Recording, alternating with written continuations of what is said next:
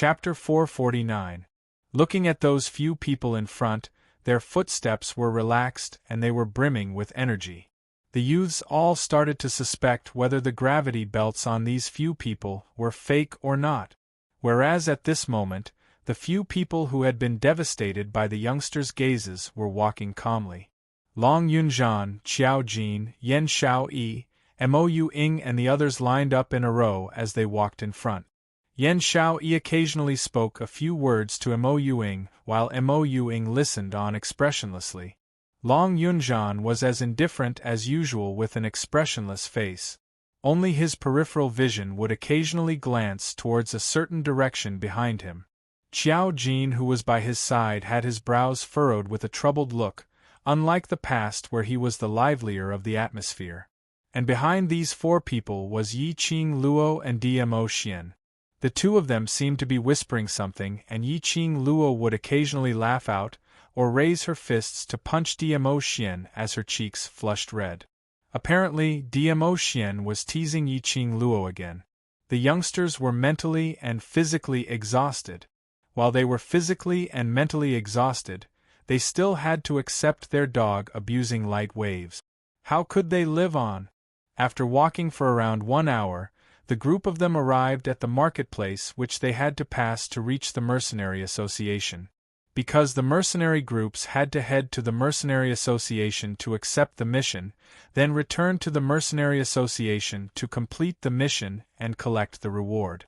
While the mercenary groups were completing the mission, they would conveniently bring back some items which could be sold for money and place them on this route which they had to pass by to trade. 1 or 2 mercenary groups did this, and following that, other mercenary groups followed suit. Over time, this place had formed into a marketplace for merchants to trade items. From the mercenary group's temporary stalls, it had evolved into merchants' shops as far as the eye could see. It was the first time for these youngsters to come to such a place. Seeing the bustling marketplace with a dazzling array of goods, all of their faces revealed a curious expression. Yiqing Luo saw this and pushed Dmo Xian aside as she took several quick steps forward. "Why don't we rest here for a while?" Qiao Jin and the others also surveyed the surroundings. The few of them had been sealed in Heavenly Academy for the past few years, not going anywhere else. Every month's holiday, they would return back to their own homes, accepting the supercilious looks from their family members, so where would they have the mood to go out? At this moment, when they saw this bustling place, their hearts started jumping with joy. Hearing Yiqing Luo's suggestion, he immediately nodded his head in agreement. More than 60 of them gathered together to shop in an orderly manner. It was too eye-catching. Moreover, these youths all had different hobbies. Yiqing Luo simply gave each of them a silver coin and warned them not to create any trouble. Kitty Li, Yifeng Yu and Ni Ruopan wanted to follow Yiqing Luo but were forcefully chased out. Long Yunzhan was not very interested in these things, so he went to the tea house alone, ordered a cup of tea, and sat there without saying a word. It was rare for Qiao Jin and the rest to have a chance to play, so they directly left Long Yunzhan behind. The three of them held hands and went to wander aimlessly in other places. Yiqing Luo was also interested in these, so she pulled Dmo Xian along and wandered around a few stalls. There were many kinds of items in the market, and they were all related to cultivation. There were also merchants who caught low-level magical beasts and put them in wooden cages to sell, attracting the attention of many young ladies. A few of the students from the devil class also crowded around at the side. Monster cores on sale, intermediate and above monster cores on sale at a low price. At the opposite side of the stall which was selling the magical beasts, a loud and clear cry was suddenly heard. Yiqing Luo looked towards the direction of the voice and saw a magical beast stall not too far away. A young man had one foot on a stool, as his hands kept on dancing. Chapter 450. Magic Beast Core? Yiqing Luo's interest was piqued. Previously in the Magic Beast Forest, because of the beast tide caused by Dmo Xian, Yiqing Luo had plundered quite a number of magic beast cores. She even added 3 to 4 magic crystals. She was looking for a buyer to sell these magic beast cores. Yiqing Luo walked to the stall and swept a glance at the stall. These magic beast cores were indeed not bad, all of them were intermediate and above, but there were a small number of low-grade magic beast cores. How much for one piece of low-grade and intermediate magic beast core? The young man beamed with joy when he saw business. Miss has a good eye, the magic beast cores in my stall are all high-grade. Look at these 2 magic beast cores, the low grade is only 10 silver coins and the intermediate is 50 silver coins. Yiqing Luo frowned slightly, this price was definitely not cheap. Thinking back to the young man's solemn vow of beat me up if it's not cheap, if he really sold the magic beast cores at this price, he would have been beaten up a few hundred times. Yiqing Luo put down the magic beast cores and looked up at him. Are you sure this is the price? Miss, this is definitely the cheapest price. The young man nodded hard, with a sincere look. You can rest assured and buy it. Yiqing Luo narrowed her eyes as her vision swept one round. She had roughly guessed why the young man dared to be so unscrupulous, selling the magic beast cores at a high price. Because in the entire market, she estimated that there was only one magic beast core stall. The only magic beast core stall. If anyone was in urgent need of magic beast cores, they could only buy from this stall. Yiqing Luo curled her lips. Since this is the cheapest price, how about this? I have a batch of magic beast cores on hand, about 100 pieces, 30 over intermediate magic beast cores, the rest are all advanced magic beast cores. I will sell them to you at half of the price, how about that? Half. That was 5 silver coins for one piece of intermediate magic beast core, 25 silver coins for one piece of advanced magic beast core. Yiqing Luo's words had just ended. The young man's expression suddenly changed as he slammed the table. Are you deliberately finding fault? He slammed the table and immediately a large group of people dressed in the same attire rushed out from all directions. There were at least 20 people. They surrounded Yiqing Luo and the stall owner together. Their fiendish looks were extremely horrifying. Miss, how dare you make fun of my Iron Blood Warrior stall? If I don't teach you a good lesson today, how will I have the face to continue living in the marketplace? Predator? What kind of name is that? But Yiqing Luo had roughly guessed that this should be a gang who robbed and sold forcefully. As soon as the young man slammed the table, more than 20 people appeared. It was obvious that this was not the first time they had done something like this. In the entire market, there was only one monster core stall. It was most likely this group of people who had forcefully chased away all the other monster core stalls. Unexpectedly, the first stall she visited was a black-hearted stall. His luck was truly unparalleled. The conflict here immediately attracted the attention of the passers-by. The stall owners next door shook their heads helplessly. The predators have caught another young lady. These people are really too shameless. If we don't buy them, we will be forced to buy them. This is basically robbery. If this goes on, our marketplace's reputation will be ruined. That's right. Recently, our business has been implicated. If this goes on, I will have to change a place to set up my stall. Chapter 451. The young man's icy cold gaze glanced at those stalls who were discussing. I don't mind letting you change a place to set up your stall now. Those stall owners instantly kept quiet, not daring to open their mouth. The young man retracted his gaze in satisfaction as he sneered at this young lady who looked like she didn't even have the strength to truss a chicken. Young lady, didn't your family tell you that when you're outside, you have to keep a low profile and be careful? He stood up and walked towards Yiqing Luo. His gloomy cold eyes were like a snake as it wrapped tightly around Yiqing Luo's face. Why don't you go and find out what kind of people we Iron Blood Warriors are, to actually find trouble with me? The young man suddenly stretched out his hand towards Yiqing Luo as an evil smile appeared on his face. Young lady, you have 100 over magical beast cores on you? Let brother go and find where those magical beast cores are hidden. Although he said that, but his pair of hands directly extended towards Yiqing Luo's chest. Yiqing Luo's expression sunk. But before she could make a move, a gust of cold wind suddenly blew from her back. The young man in front of her gave a dull moan as his body was sent flying by someone. He landed entirely on the magical beast core's stall, only to hear the sound of the stall shattering as the magical beast cores scattered all over the ground. Who is who? The young man had just opened his mouth when he spat out a mouthful of blood with a wah sound. He clutched his chest as his entire body was in so much pain that he couldn't stand up. Yiqing Luo's waist was encircled tightly by a strong and powerful arm. Her delicate and soft body was brought into the man's warm and broad embrace. Diamo Xian narrowed his long peach blossom eyes as a cold glint flashed past. He stared coldly at the young man's hand, silently pondering on how to cripple his hand. The young man's face turned pale, and under Diamo Xian's gaze, he couldn't help but shiver. "Do you know who we are? We are Iron Blood Warriors men." Those 20 overmen who surrounded them berated coldly when they saw their own boss injured.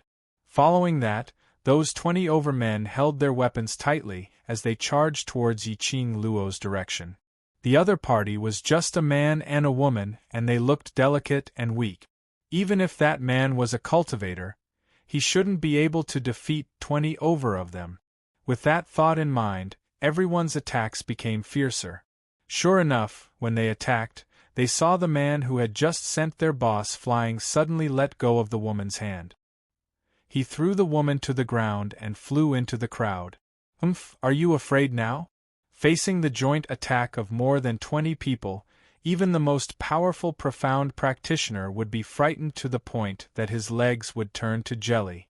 Not to mention that he was just an ordinary-looking man. Husband and wife are birds of the same forest, but when disaster strikes, they fly separately. These words were indeed true. The 20 or so people did not show any mercy. They directly slashed at the woman's face. Although it was a pity to lose this beauty, but if they could save the face of the predators, what kind of woman couldn't they get? However, just when they thought they could easily take this woman's life, they saw the corner of the woman's lips curl up into an extremely enchanting smile. That pair of enchanting eyes that seemed to be able to hook one's soul shone with an intoxicating luster. Yiqing Luo's cold eyes narrowed slightly, and with a flip of her palm, the red feather fan landed in her palm. Her 5 fingers moved and the feather fan opened up. Profound chi gathered and a whirlwind swept towards those 20 overmen. That whirlwind was originally light and had no lethality at all. But the minute it neared those 20 overmen, it instantly opened its bloody mouth and swallowed those 20 overmen. Chapter 452. This scene not only stunned those 20 over people who were lying on the ground. Even the stall owners around them were shocked. This extremely beautiful, skinny little young lady was actually so powerful? Just a wave of her fan and she overturned these 20 over people onto the ground? Everyone's gazes towards Yiqing Luo changed. The stall owner by the side was stunned for some time before he regained his senses as he stammered, "Young lady, these people are all from the Iron Blood Warriors. You'd better hurry and bring your husband away.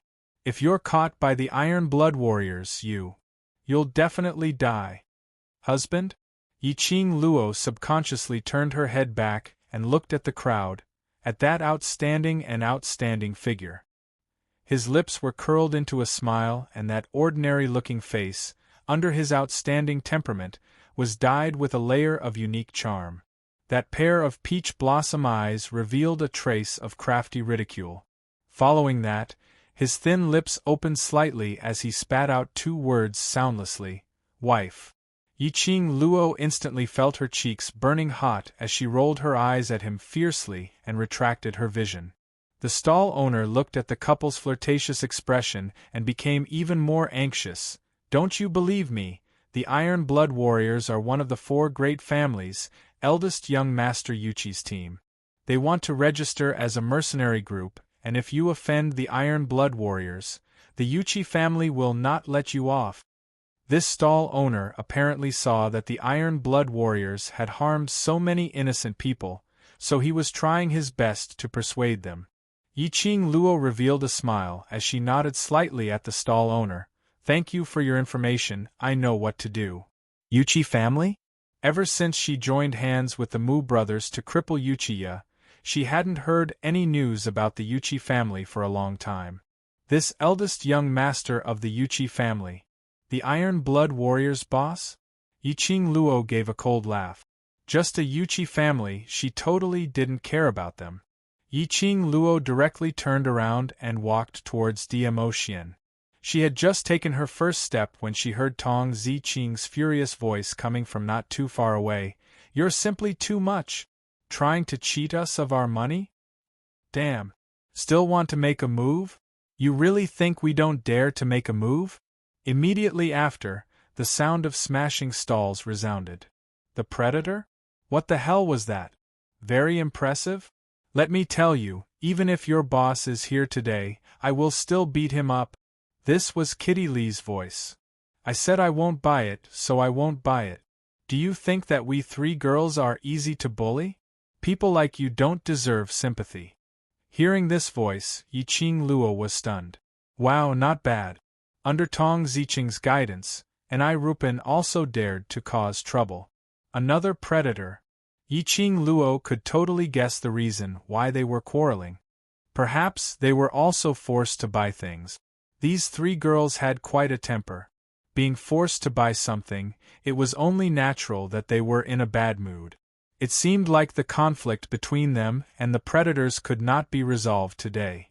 Yiqing Luo pulled Diamo Xian along and rushed towards the direction of the sound.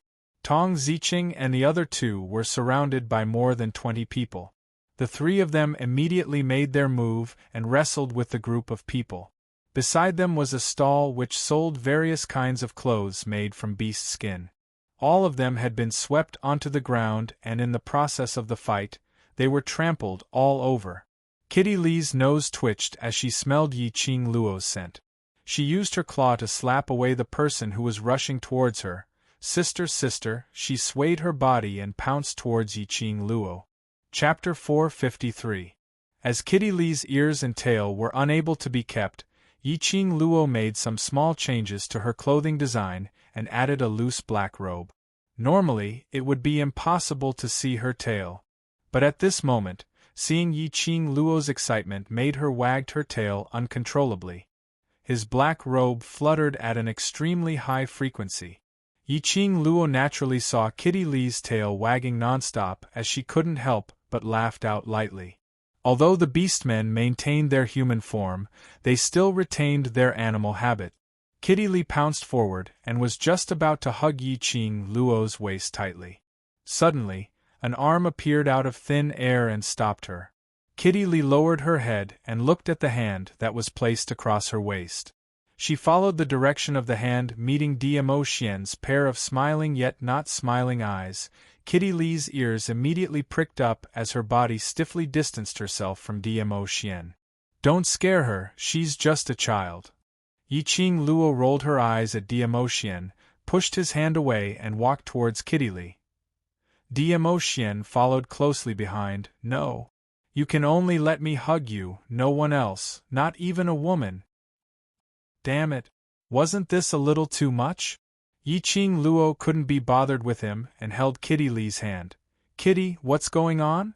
Seeing Yiqing Luo taking the initiative to go forward, Kitty Lee's startled expression immediately turned joyous as she rubbed her head against Yiqing Luo's arm.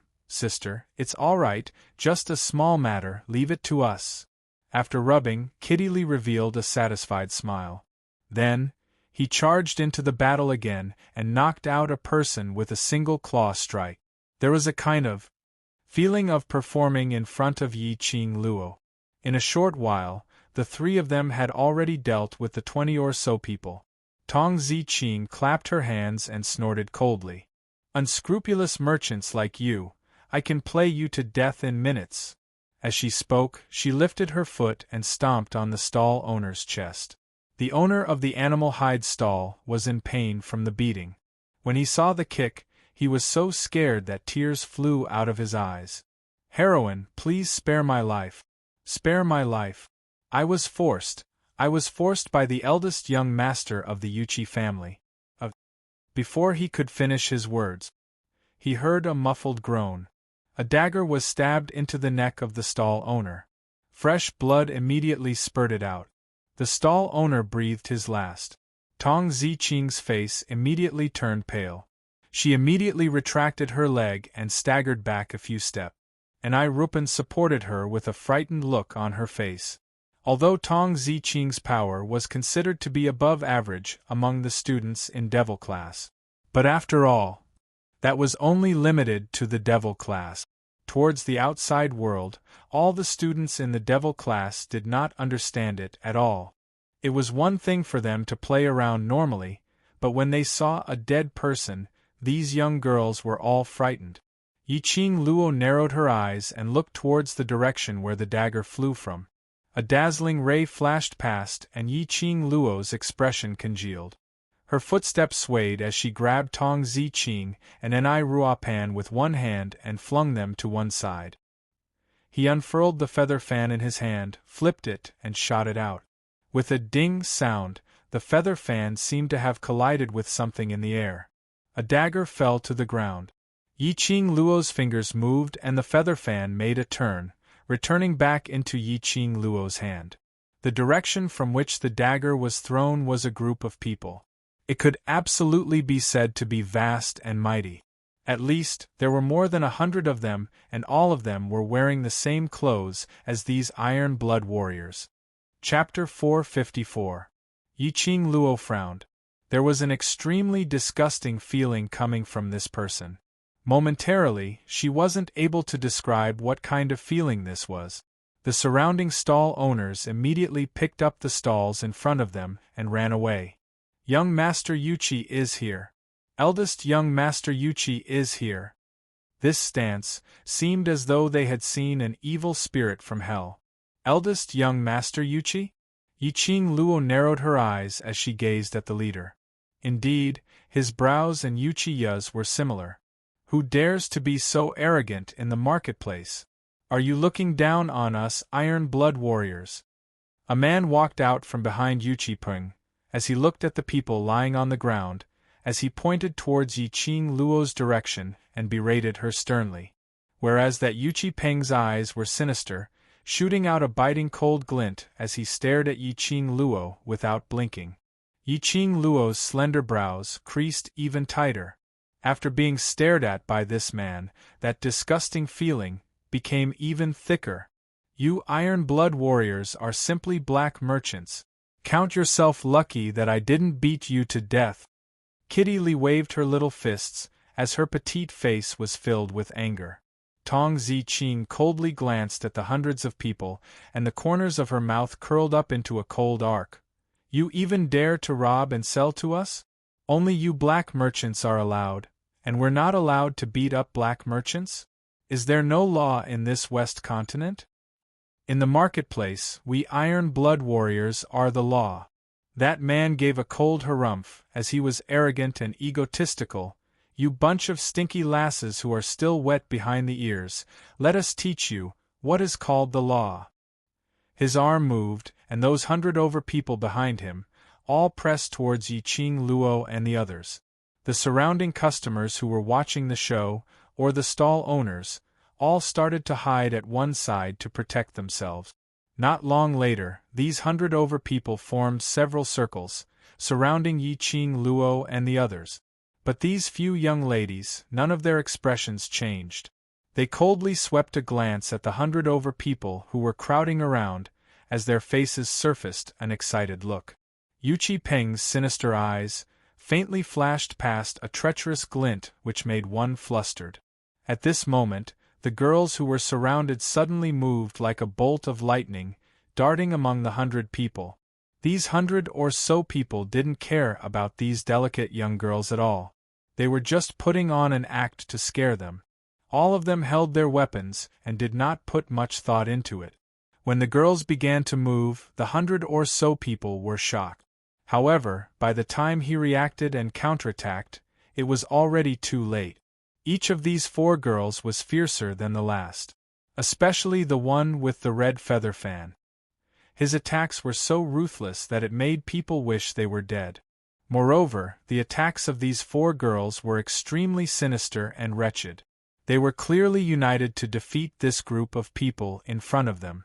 By the time the predators had assembled a team and were ready to counterattack, the 4 of them had split up at an extremely fast speed. His movements were swift and agile, and he accurately chose the weakest among them, and began to defeat them one by one. They couldn't react in time.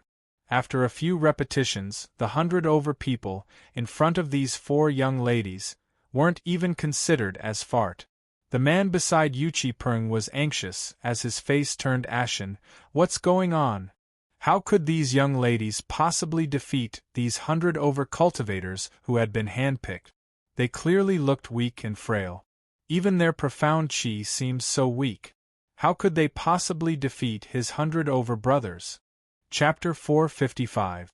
There were still 10 people left standing, and the minute they heard that they should stop, they scampered away faster than monkeys. These 4 young ladies were just too damn ferocious. If they continued fighting, they would definitely end up like the others, lying on the ground unable to get up. Yiqing Luo narrowed her eyes as she fixed her gaze on Yuchi Peng through the crowd, as though she was secretly wondering what he was up to. But she saw Yuchi Peng raise his arm. Let's go. That simple word seemed to be wrapped in a layer of frost. That man's face beside Yuchi Peng instantly sunk. How can we leave? These little sluts have hurt so many of our brothers. If we don't get back at them, how are the Iron Blood Warriors going to continue living in the future? Yuchi Peng seemed as though he hadn't heard that man's words as he placed his hands behind his back and turned around to leave. The remaining dozen or so people immediately followed behind Yuchi Peng with their tails between their legs. That man was left standing at his original spot as he flew into a rage. Yuchi Peng, this Duke agreed to join your Iron Blood Warriors in order to do something big in the West Continent. How dare you treat this Duke in this way? Do you believe that this Duke will make your Iron Blood Warriors unable to walk on? After that man finished howling, he placed his hands on his waist as he puffed out his chest, looking extremely complacent. In front, Yuchi Peng, who was leaving, stopped in his tracks. He slowly turned his head back, and the expression on his face was still that sinister and strange. Duke Jing, Iron Blood Warriors, is currently registering for the mercenary group, and it's not advisable to gather to create trouble, otherwise it will affect the mercenary group's development. That pale thin lips opened and closed. Although it was an explanation, but it didn't sound too much respect, but it wasn't impolite either. When that young man who was addressed as Duke Jing heard that, the rage on his face instantly dissipated. He raised his dimples as he rubbed his nose in satisfaction. That's right, that's right. For our mercenary group, this Duke will let these little sluts off and let them live for a few more days. Saying that, he immediately jogged up to Yuchi Peng's footsteps as he followed beside him. Duke Jing is indeed a righteous person. Yuchi Peng's lips twitched as he revealed a gentle smile. Yiqing Luo saw it clearly from afar. That smile didn't reach his eyes. Instead it revealed a sense of strangeness.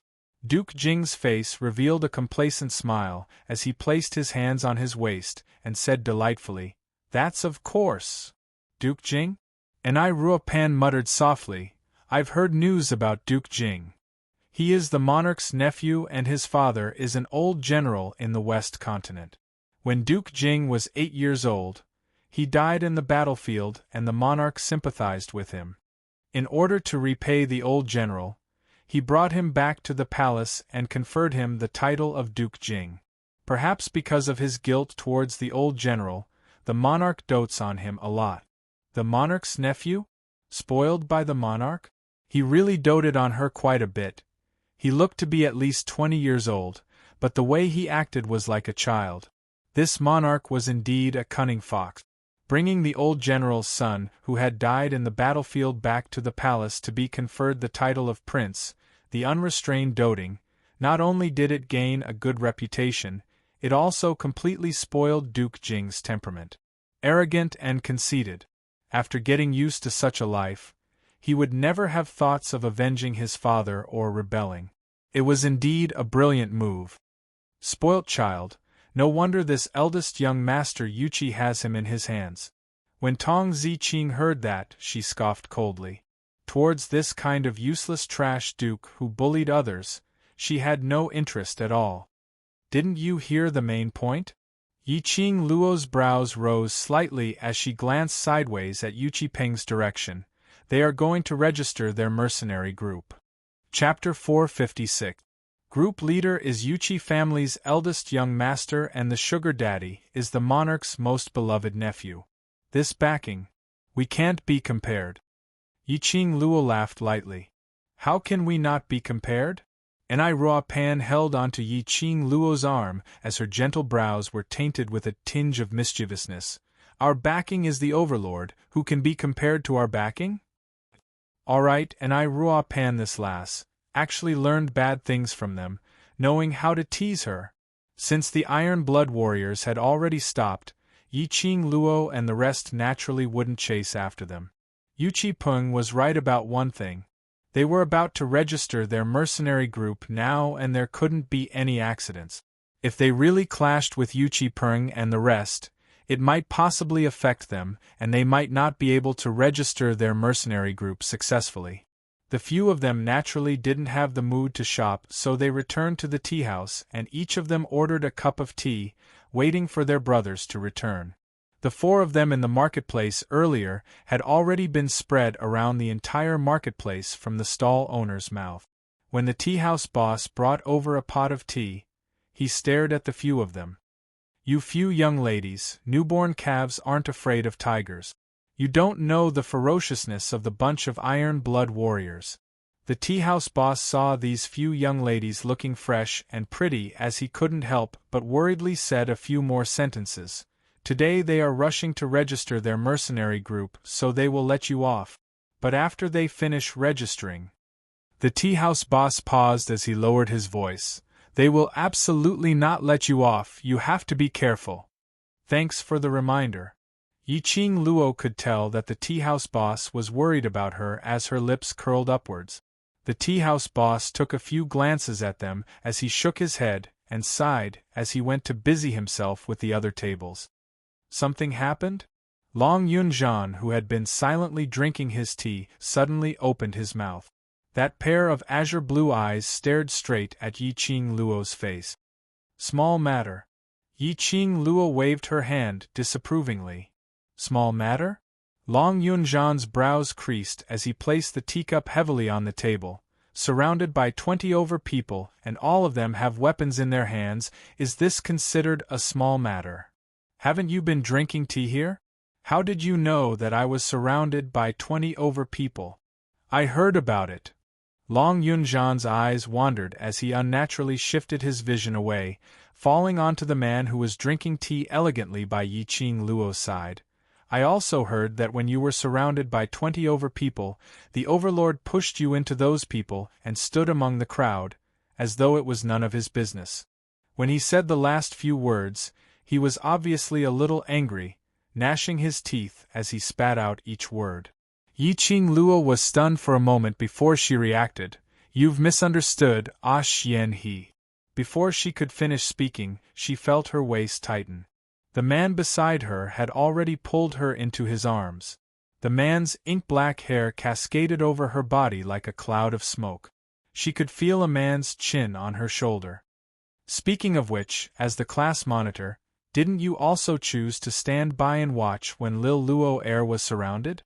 The man's deep voice was like a ghost as it sounded beside her ear. Long Yunzhan's face darkened, and the hand holding the teacup tightened. This is different. It's indeed different. Diemo Xian nodded his head in agreement as his peripheral vision casually casted a glance at Long Yunzhan. I'm Lil Luo Air's future husband. You, indeed, cannot be compared to me. You. Long Yunzhan's heart was filled with restless anger as it surged up once again. He had always been calm and could deal with anything calmly. Chapter 457. Long Yunzhan could tell that Diemo Xian was intentionally saying that he was watching with folded arms. The motive was to warn himself that he was Yi Qing Luo's future husband. But why would Diamo Xian give him such a warning? Long Yunzhan frowned, unable to understand. You. What nonsense are you talking about? Yi Qing Luo raised her fist and pounded on Diamo Xian's chest. Even she could feel that Diamo Xian was intentionally targeting Long Yunzhan. Am I talking nonsense? Diamo Xian's 5 fingers clasped her lower jaw, his long and narrow peach blossom eyes were filled with spring water. In future, we will get married, and I will become your husband, don't tell me. Shouldn't I be the future husband? Yi Qing Luo's face was flushed red uncontrollably. Her hands clutched Diamo Xian's lapel. In order to conceal the heat on her face, she bit her pink lips and whispered, "Who can tell what will happen in the future? Also, why are you saying this in front of the class leader and the others? You might be shameless, but I'm not. These are all your brothers. I want them to bear witness." Diamo Xian's eyes overflowed with smiles as he caught hold of Yi Qing Luo's little hand, which was randomly pounding on him, as he brought it to his lips and kissed it.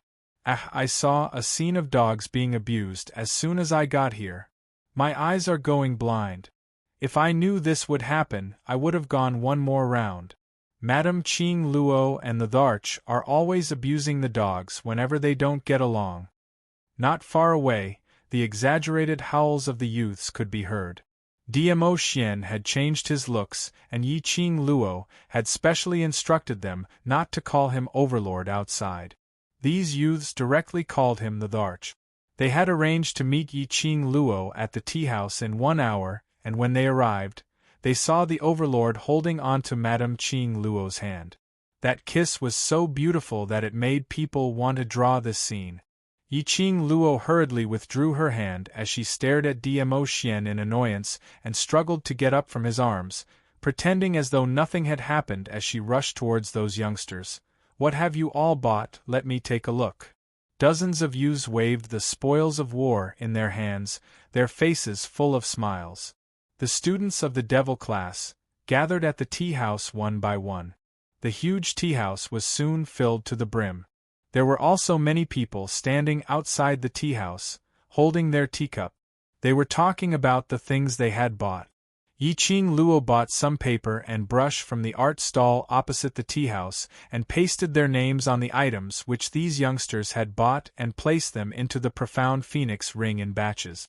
While listening to their conversation, it seemed that apart from her, Tong Ziqing, and the other two, no one else had encountered the black merchants of the predators.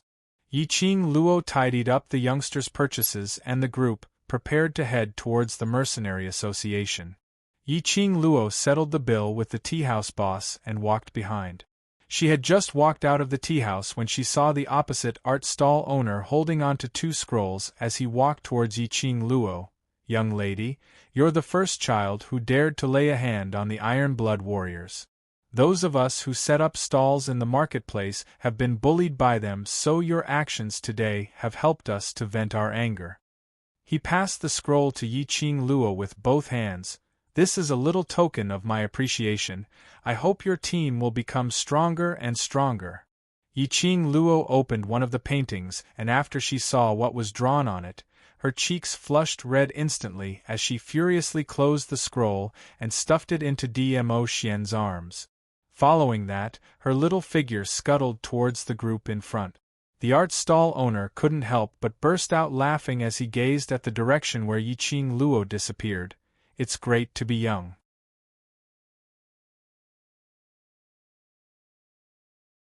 Yi Qing Luo looked at the youngster's envious gazes as her lips curled into a warm smile.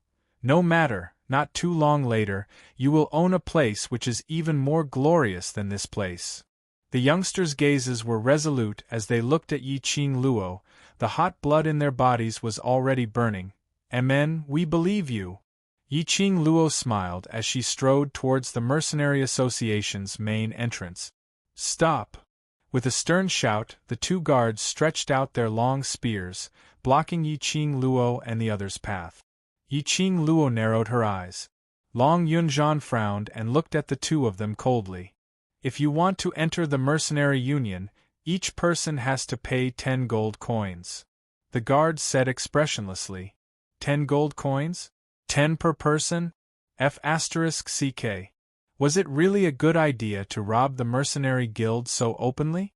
10 per person, and there were 60 over of them, that would be 600 over gold coins. No. Not right. This is robbery. Do you really think we don't know the Mercenary Association's regulations?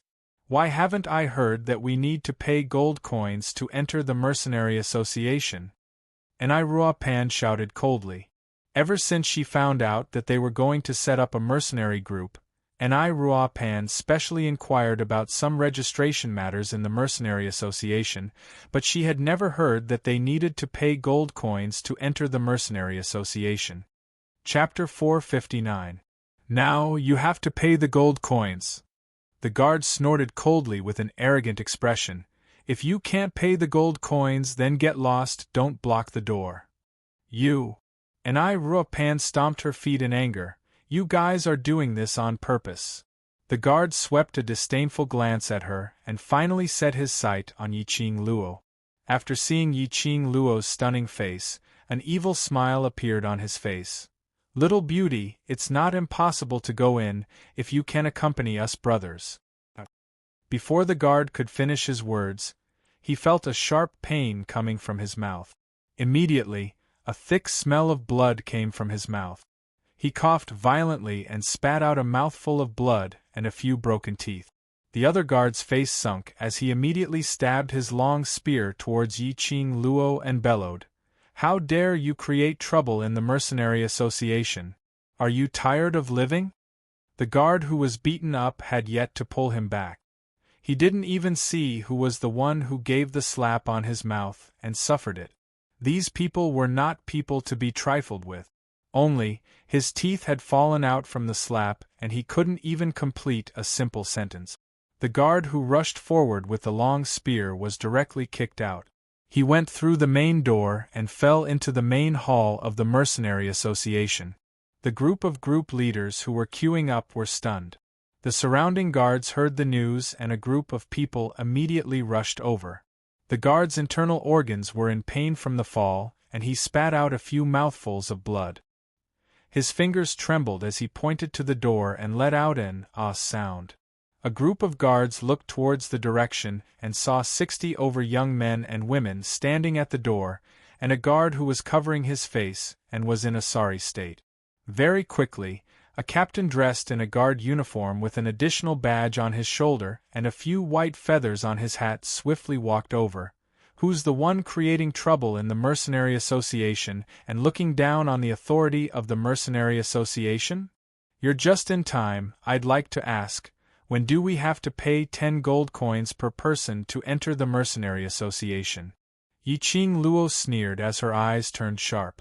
That gaze was like a sharp knife, piercing over fiercely. The captain only felt a chill in his heart. He immediately looked at the guard who had his teeth broken. The guard covered his mouth. His hands were covered in blood. He shook his head furiously, feeling extremely wronged. The captain of the guards frowned as he led a team of guards towards Yiqing Luo. "This young lady, our guards are all specially selected guards and their quality is extremely high, so they will absolutely not lie." "So, you're saying that I'm deliberately causing trouble?" Yiqing Luo narrowed her eyes as she laughed softly. "I led a bunch of brothers to come all the way to the Mercenary Association, not to register a mercenary group but to create trouble." She raised her head, revealing a beautiful smile on her exquisite face. "Captain, give me a reason. What kind of enmity do I have with the Mercenary Union? I came all the way here just to cause trouble." The guard captain was rendered speechless by this question. He had worked here for dozens of years, and the Mercenary Association had always been a place that was highly respected by profound practitioners. This group of people who wore the same clothes and were about the same age were obviously here to register as a mercenary group. Normal people would not cause trouble in the mercenary guild. But, as the captain of the guards, he had extreme trust towards his own men. "The two of us guards have no enmity with you. There are so many people coming to the Mercenary Association to register as mercenary groups and to take on missions. Why are you the only one to pay gold coins? Chapter 460. This question, I think it's more trustworthy to let your guard answer it. Yiqing Luo licked her lips as her lips curled into an enchanting cold smile. At the same time, her figure flashed. Everyone only had time to see a black afterimage. By the time they fixed their eyes on her, Yiqing Luo had already appeared in front of that guard, with one hand clutching onto his neck. Her slender fingers clasped tightly onto his artery. The sharp fingertips made that guard felt a piercing pain on his neck. The guard wanted to struggle, trying his best to pull, but the force on his neck suddenly increased and his hand instantly went limp. His entire face was flushed red from suffocation. "Miss!" The guard captain's eyes congealed. To make a move on his subordinate right in front of him, this was simply looking down on his existence. The guard captain waved his palm, and a group of guards immediately surrounded Yiqing Luo's direction. "Qing Luo!" Yan Xiaoyi's face sunk as she was about to make a move. A clear voice was heard. "No need to fight, leave it to Lil Luo." Yan Xiaoyi was stunned as she frowned at Diamo Xian, but there are so many of them.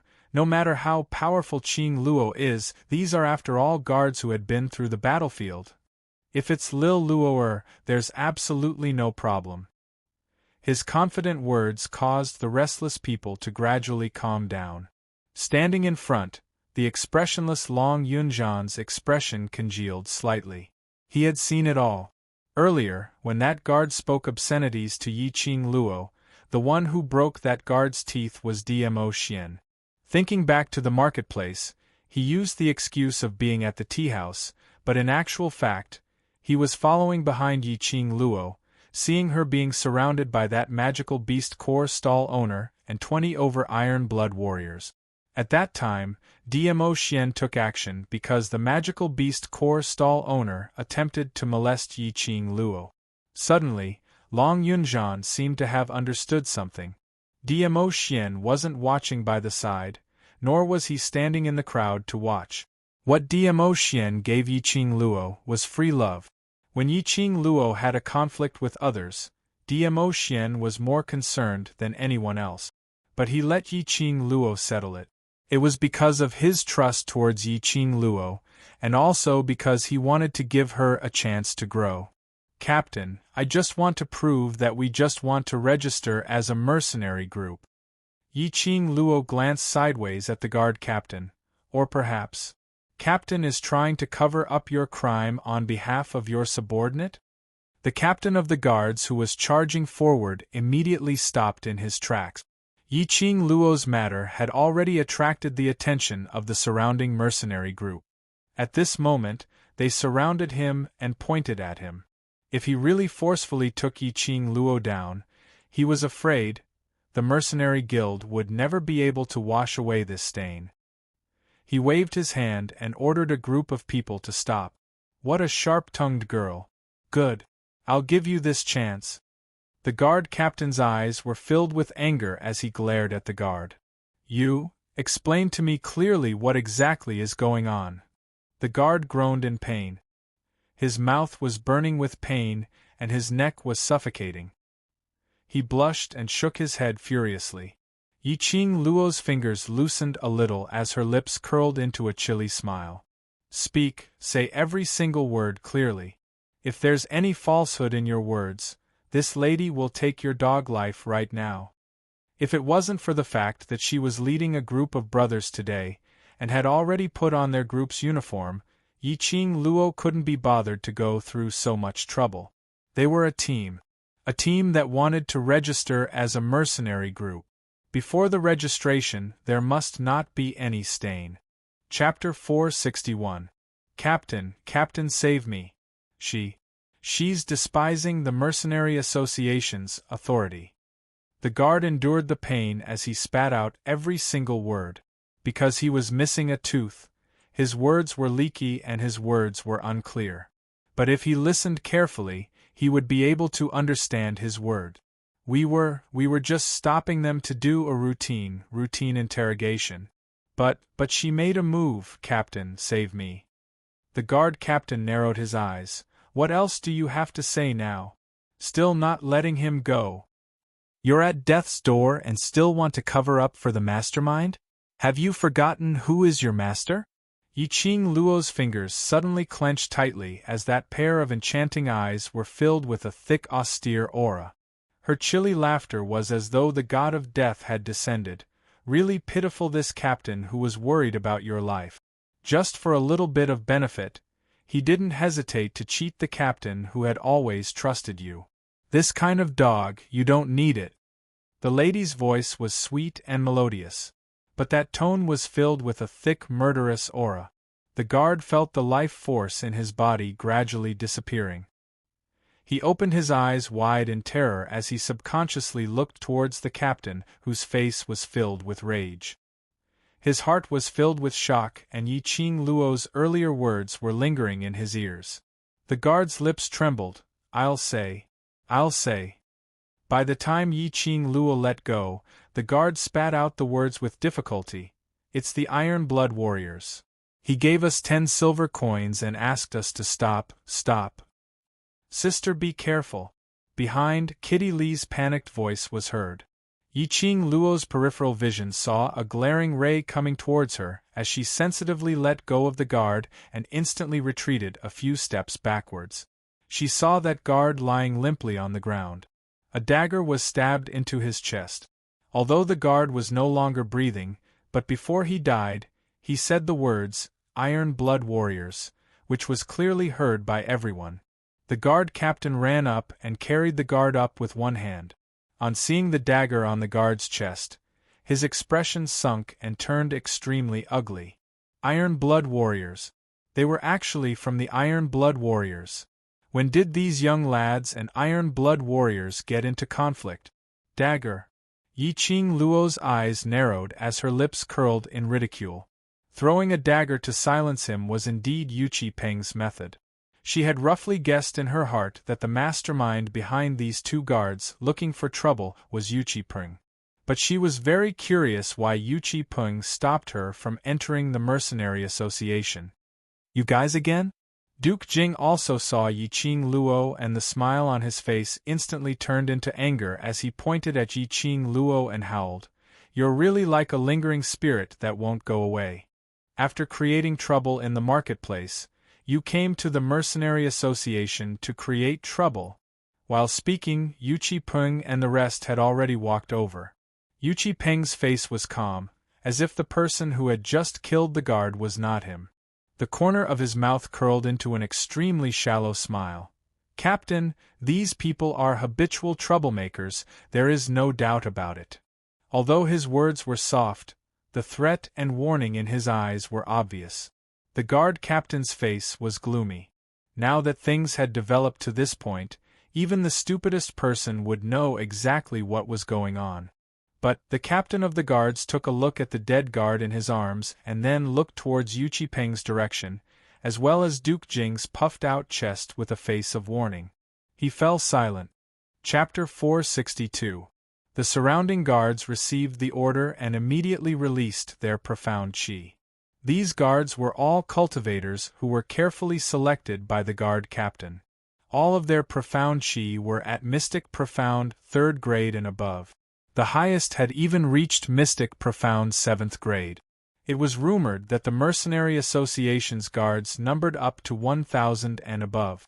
Cultivators with this kind of ability, with 1,000 over gathered together to protect the Mercenary Association's order, which ordinary person would dare to create trouble here? Yiqing Luo's lips curled into a chilly smile as her raging flame feather fan swayed gently. It was like a ball of leaping flame on her fingertips, burning continuously as it released a splendid color. The guard captain's vision fell onto that strange feather fan as his eyes instantly felt a piercing pain. His heart started to surge with uneasiness, but Yuchi Peng had already walked to his side, bearing a faint smile as he gazed at him. Duke Jing puffed out his chest as he gesticulated. Quickly go! Let's see how long this bunch of sluts can be arrogant for. Give them a good thrashing. Give them a good thrashing. The guard captain forcefully suppressed the uneasiness in his heart. Now that things had come to such a state, he could only brace himself and forcefully bring these people to the enforcement room. Yiqing Luo's vision went one round around the guards, and her 5 fingers moved as she was about to strike. Suddenly, a calm and clear voice was heard from behind. This young patriarch wants to see how the upright and plain-spoken, fair and just guard captain is pressured by the iron-blood warriors to take action against innocent people. Those guards who had already dashed in front of Yiqing Luo, upon hearing this voice, all of them tensed up as they subconsciously retracted their hands. When Devil Class's youngsters heard this voice, they all started to retreat as they turned back to look. They saw a lake-colored brocade long robe, with a refined and handsome appearance, playing with a green flute as he strolled over. As he walked, the young man twirled the green flute as his icy cold gaze fixed onto Yuchi Peng. What a good iron-blood warrior, your guts aren't small at all. You even dare to threaten the Mercenary Association's guard captain. This young patriarch wants to go to the Yuchi family and ask Patriarch Yuchi personally, since when did your Yuchi family have the rights to criticize the Mercenary Association? When Yuchi Peng saw the approaching person, his expression congealed. The captain's face turned pale as he took a look at the gloomy Yuchi Peng behind him, and then looked at that young man who was already standing beside Yiqing Luo. The youth's words were like needles stabbing into the guard captain's body. The guard captain looked ashamed. Young Master Mo, Yuchi Peng and the rest also slightly bowed towards the young man. Young Master Mo, this young master cannot accept such a gift. The young man sneered and curled his lips in disdain. Young Master Yuchi's influence has even extended to the Mercenary Union. Perhaps this young master will have to listen to you. Yuchi Peng's face, which had always maintained a smile, now had some cracks. Anyone could tell that what the predators had done in the Mercenary Union had angered young Master Mo. Duke Jing, who was by the side, was instantly unhappy. He had always been the one who could walk sideways in the Western continent, and no matter where he went, he was the most awesome. Now, he actually met someone who was even more arrogant than him. Even he didn't dare to shout at Yuchi Peng. This young patriarch Mo actually dared to use this kind of tone to talk to Yuchi Peng? Duke Jing walked straight up as he raised his arm and pushed towards the young man's chest. Who do you think you are? How dare you talk to our Iron Blood Warriors group leader in this way? Are you tired of living? This hand had yet to touch the young man. Chapter 463. Duke Jing was in so much pain that his face turned white as he broke out in cold sweat. Lowly person! How dare you attack this king? I'm going to kill you! Kill you! He was in so much pain that he sucked in a breath of cold air. At the same time, he yelled at the predators behind him. Why aren't you capturing this lowly commoner for this king? This prince will bring him back to the palace. However, none of those people dared to take even half a step forward. Yuchi Peng also lowered his head, pretending that he did not see this scene. Yiqing Luo's brows rose in interest as she kept her feather fan and returned to her own team. Who is this young man? He's not even afraid of offending His Highness, but Yuchi Peng is as cowardly as a dog. Yan Xiaoyi stared at the youth, her eyes filled with curiosity. And Ruopan bit her lips as she pondered for a moment. I've investigated before, the Mercenary Association's president is surnamed Mo and Yuchi Peng calls him Young Master Mo. Then this person should be the president's son, the Mercenary Association's Young Master Mo Hans Hang. The Young Master of the Mercenary Guild? No wonder Yuchi Peng was terrified. Yan Xiaoyi blinked her eyes and her lips curled into a teasing smile. No matter how powerful eldest young Master Yuchi is, if he wants to establish a mercenary group and mingle in the Mercenary Union, in front of young Master Mo, he has to behave himself and be honest. Yiqing Luo laughed lightly. These words were indeed true. Although Yuchi Peng was the first young master of one of the 4 great profound practitioner clans, the Yuchi family, Yuchi Peng's strength was far from ordinary. But in the Mercenary Guild, He could only be the leader of the predators. If he were to walk out of the mercenary association and not establish any mercenary group, then his status would be above Mo Han Shang's. But he wanted the Iron Blood Warriors, he wanted this mercenary group. Then Mo Han Shang would be his superior, and he had the rights to tell Yu Qipeng what to do. This was the authority of the mercenary union. Qing Luo, do you know young patriarch Mo? Yan Xiaoyi asked curiously. Yi Qing Luo shook her head. If he doesn't know us, then why would he help us? Yi Qing Luo shrugged her shoulders, indicating that she had no solution. Mo Han Shang's appearance was not within her expectations.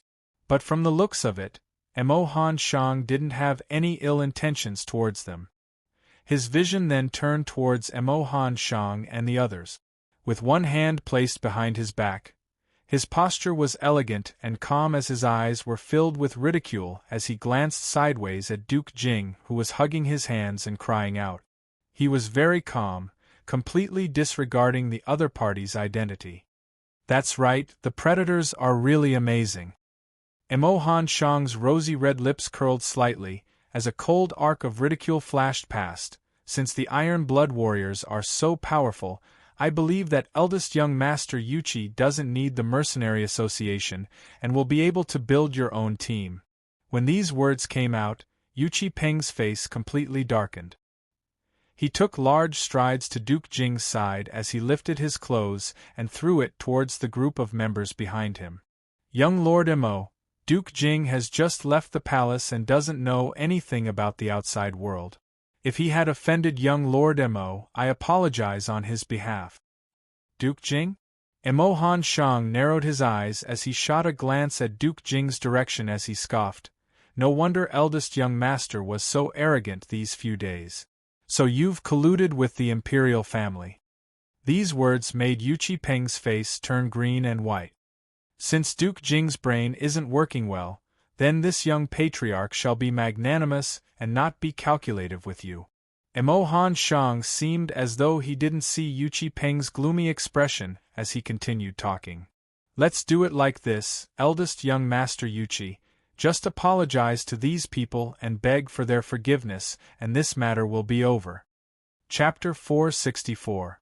The surrounding mercenary groups all sucked in a breath of cold air. Most of the mercenaries had heard of the predators before.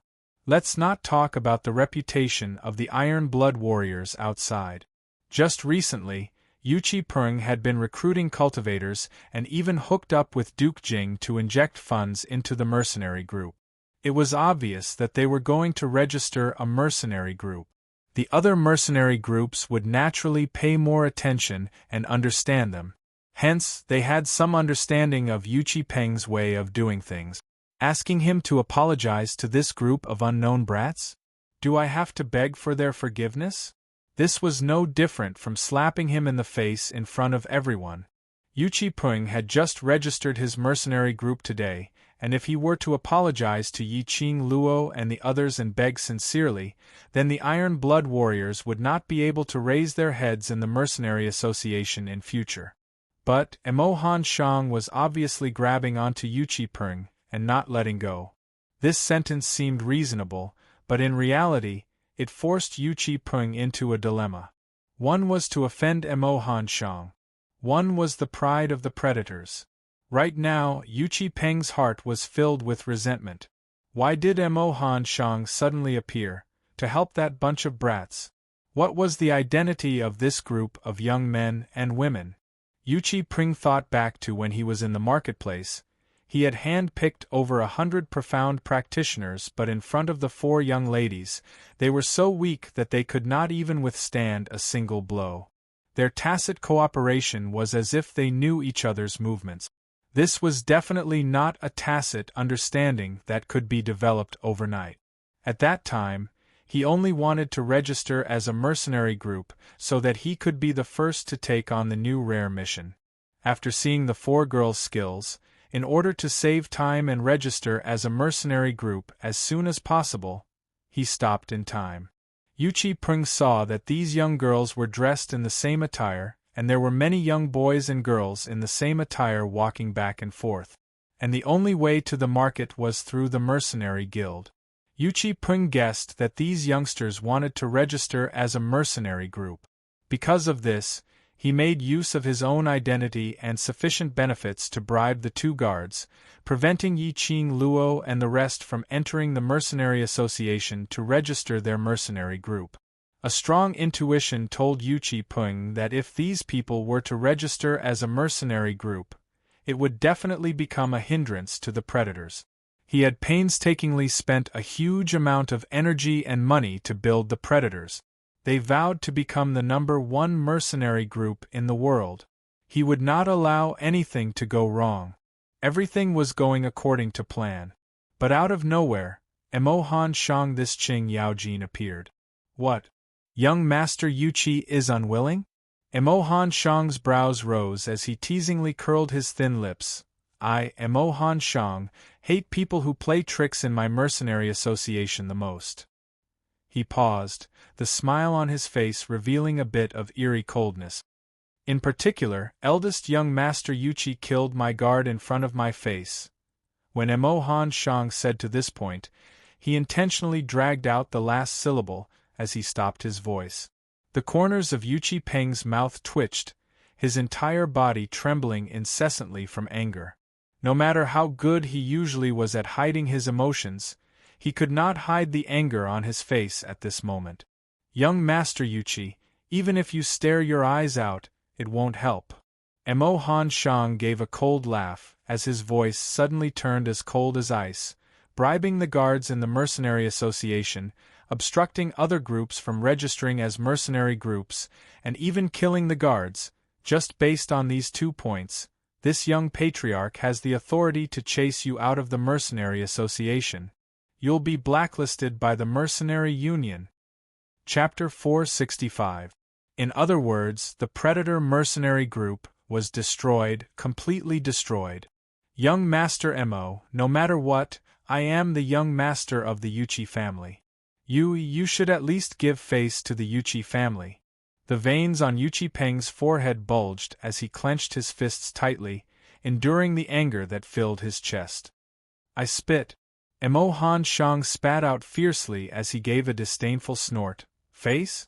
If this young lord were to kill someone from your Yu Qi family and then ask you for face, would you King give me face? Yu Qi-peng's face flushed red, his eyes filled with malice. You don't give Yu Qi-peng face, but you have to give this king face. This duke is Uncle Monarch's most doted duke. When Duke Jing heard that, he hurriedly opened his throat to roar. Mo Han Shang sneered, your face is even less valuable. Duke Jing's expression instantly changed as he bared his fangs and brandished his claws as he pounced towards Mo Han Shang. Yu Qi-peng forcefully held him back as he ordered the Iron Blood Warriors members to grab hold of Duke Jing. Just as he was in a terrible predicament, a clear and melodious voice rang out, Young Master Mo, why don't you give me some face and leave this matter to me? At the entrance of the mercenary guild, a woman in a black outfit walked in. A sweet smile blossomed on her face. Her appearance was stunning, and her temperament was extraordinary. Especially that pair of enchanting eyes, which shone with an intoxicating charm. Yu Qi-peng frowned and stared coldly at the girl in front of him. With a single glance, he recognized that she was the most ruthless woman in the marketplace. Yi Qing Luo calmly met Captain Qi-peng's gaze, step by step, walking gracefully and slowly, unperturbed.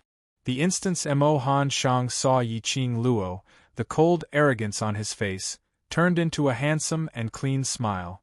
Since young miss has opened your mouth, this young patriarch naturally has to give it to you, so I'll leave it to you to handle. If eldest young Master Yu Qi isn't willing to accept your handling, then let this young patriarch handle it personally. He emphasized the last 4 words. Clearly, he was warning Yu Qi-peng. Or, follow Yi Qing Luo's instructions. Otherwise, he would follow his method and enter the blacklist. The surrounding mercenary groups stared at Yi Qing Luo in astonishment, as they were totally certain that Mo Han Shang's appearance this time round was to stand up for Yi Qing Luo. Everyone was silently guessing, what was this Yi Qing Luo's identity? From her looks, could it be that young Master Mo was young Master Mo Han Shang? When this thought flashed past their minds, many mercenary groups started. From how Mo was protecting this young lady, there was this possibility. Yi Qing Luo didn't bother about what the others thought. Yi Qing Luo couldn't be bothered to guess why Mo Han Shang helped her. Yi Dragon Master Yang Shang Li's, she said.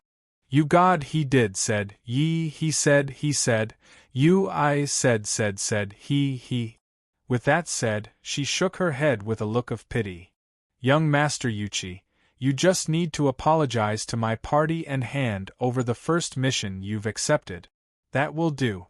Yi. Chen Yi. Chi Yu. Yi. Ling. She. He thought. He, too.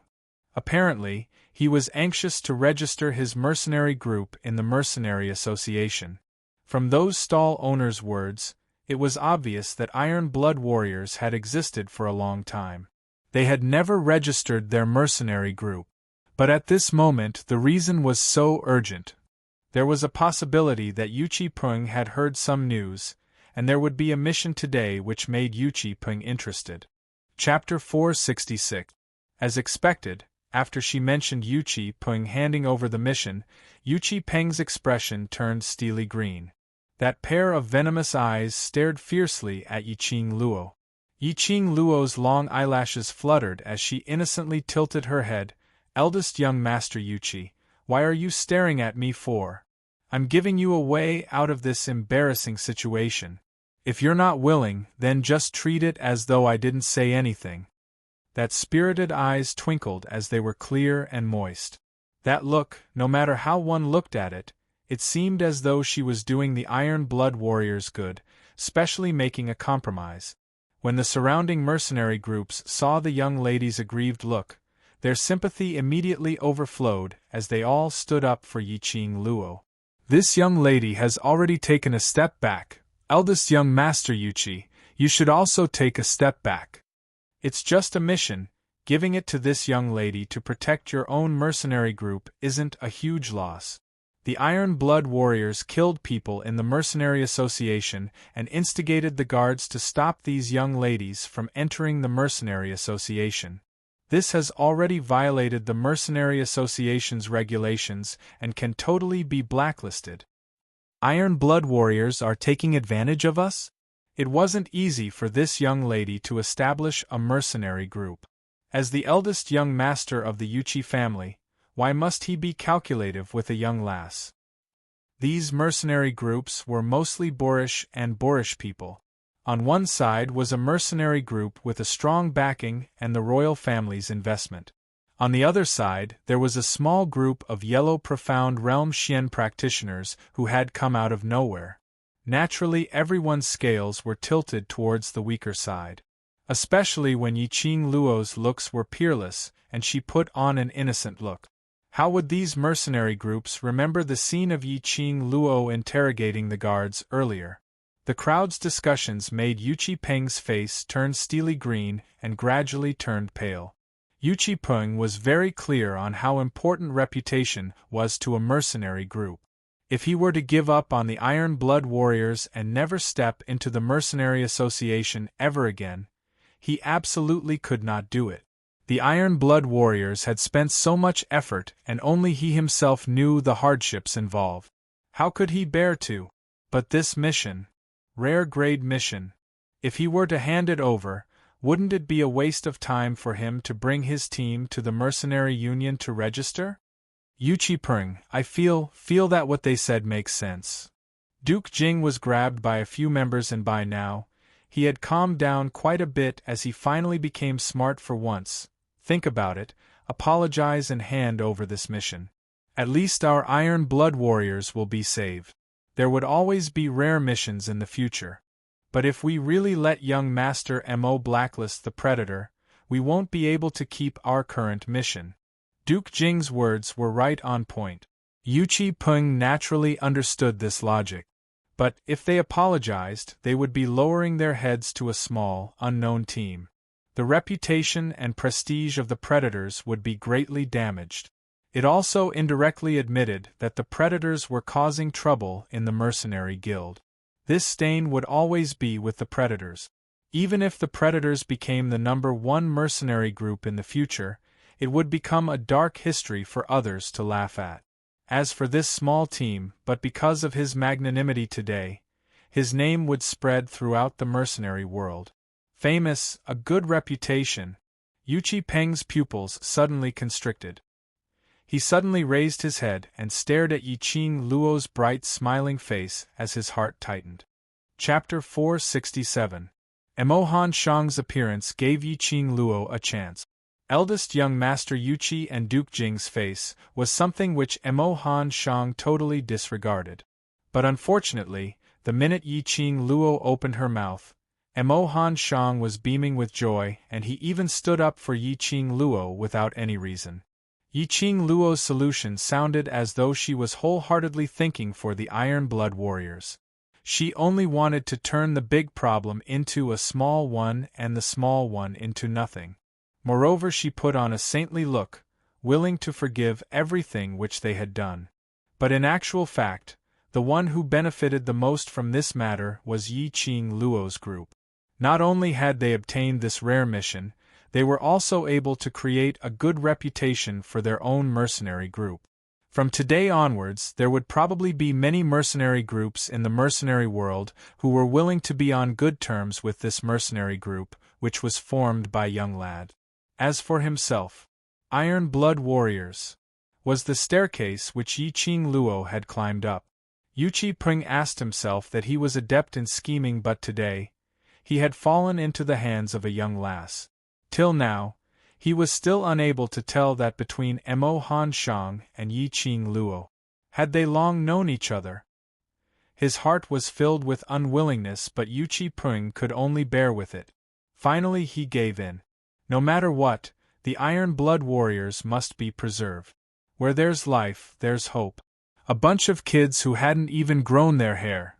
He would deal with them in the future. Yu Qi-Peng clenched his teeth tightly as he took out a scroll from his bosom and threw it into Duke Jing's arms. Go! Duke Jing caught the scroll as he looked at Yu Qi-Peng in a daze. It took some time before he realized that he was asking him to apologize to Yiqing Luo. Persuading was one thing, but to ask him, a dignified duke, to lower his head and apologize was another matter. His wrist was broken by Emohan Shang, and he still wanted him to apologize? He had never suffered such humiliation in his entire life. Duke Jing, you're a duke and your face is bigger than mine. If you go, then it will show your sincerity. It will also show your status among the Iron Blood Warriors. Yu Qi-Peng saw that Duke Jing's expression wasn't right as he lowered his voice and said that. Duke Jing was coaxed till he was elated and immediately had no more opinions.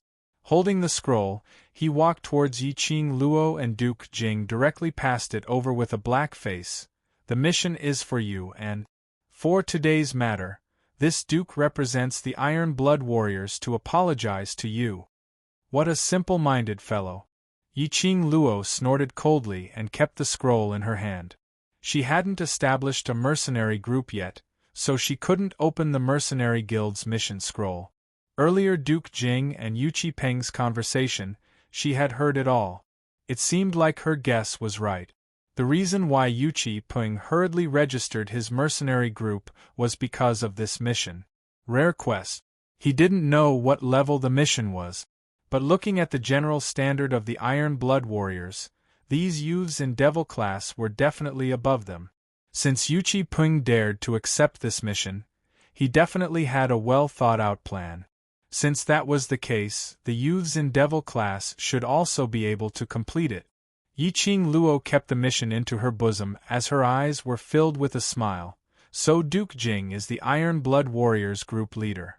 When Yu Qi-Peng heard this sentence, he gritted his teeth in anger. He took a deep breath. His expression was stiff and ashen as he walked over with large strides. His pair of cold eyes were filled with a biting cold, killing intent. I, the leader of the Iron Blood Warriors, apologize to your team. A sneer flashed past Yi Qing Luo's eyes. Chapter 468. Say? What could he say? What else could he say? He had many objections. However, he could only suppress these objections in his heart. This little slut, did she think that with Emo Han Shang as her backing, she could do whatever she wanted? Look at that expression. If I didn't know better, I would have thought that eldest young Master Yuchi was preparing to find someone to kill me after I leave the Mercenary Association, to snatch the mission scroll. Yi Qing Luo pursed her pink lips, as her quick-witted eyes were mixed with a sliver of fear. The surrounding mercenaries nodded in agreement. This kind of thing was not unheard of. Everyone could tell that Yuchi Peng's emotions were currently in a violent rage. Apparently he had a deep grudge against Yi Qing Luo. In front of Emo Han Shang, in order to ensure that his Iron Blood Warriors could continue on, he would lower his head to Yi Qing Luo. But what if he left the mercenary guild? How is that possible? Yuchi Peng's face darkened, and he had the embarrassment of having his thoughts seen through. He shifted his gaze and raised his voice as he roared in panic. I, Yuchi Peng, am the eldest young master of the Yuchi family. I still have this bit of credibility. Yi Qing Luo's lips curled into a cold smile. She was waiting for Yuchi Peng to say this sentence. Emo Han Shang's palms clapped as he placed it on Yuchi Peng's shoulder. Since that's the case, this young patriarch will believe you. In future, if anything happens to this bunch of young mercenary groups, this young patriarch will just place all onto the Iron Blood Warriors. That's the happy decision. The veins on Yuchi Peng's forehead throbbed. His face was completely devoid of any color. His eyes were already burning with rage, shooting out an intense fury. This was simply going too far. Just by looking at Yi Qing Luo, who was the leader, one could tell that if this mercenary group was really established, it would absolutely not be a group that knew their place. In the future, he would definitely make many enemies. What's more, as a mercenary group, it was inevitable that something unexpected would happen when they were on a mission. Could it be that the predators had to take the blame for all this?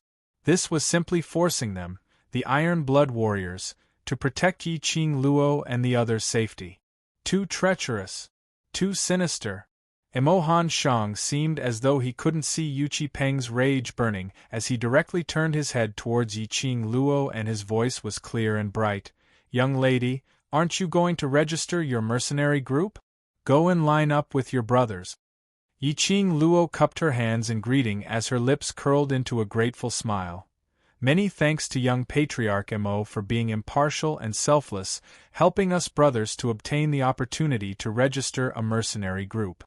The Mercenary Guild exists to provide the best and most convenient service to all mercenary groups.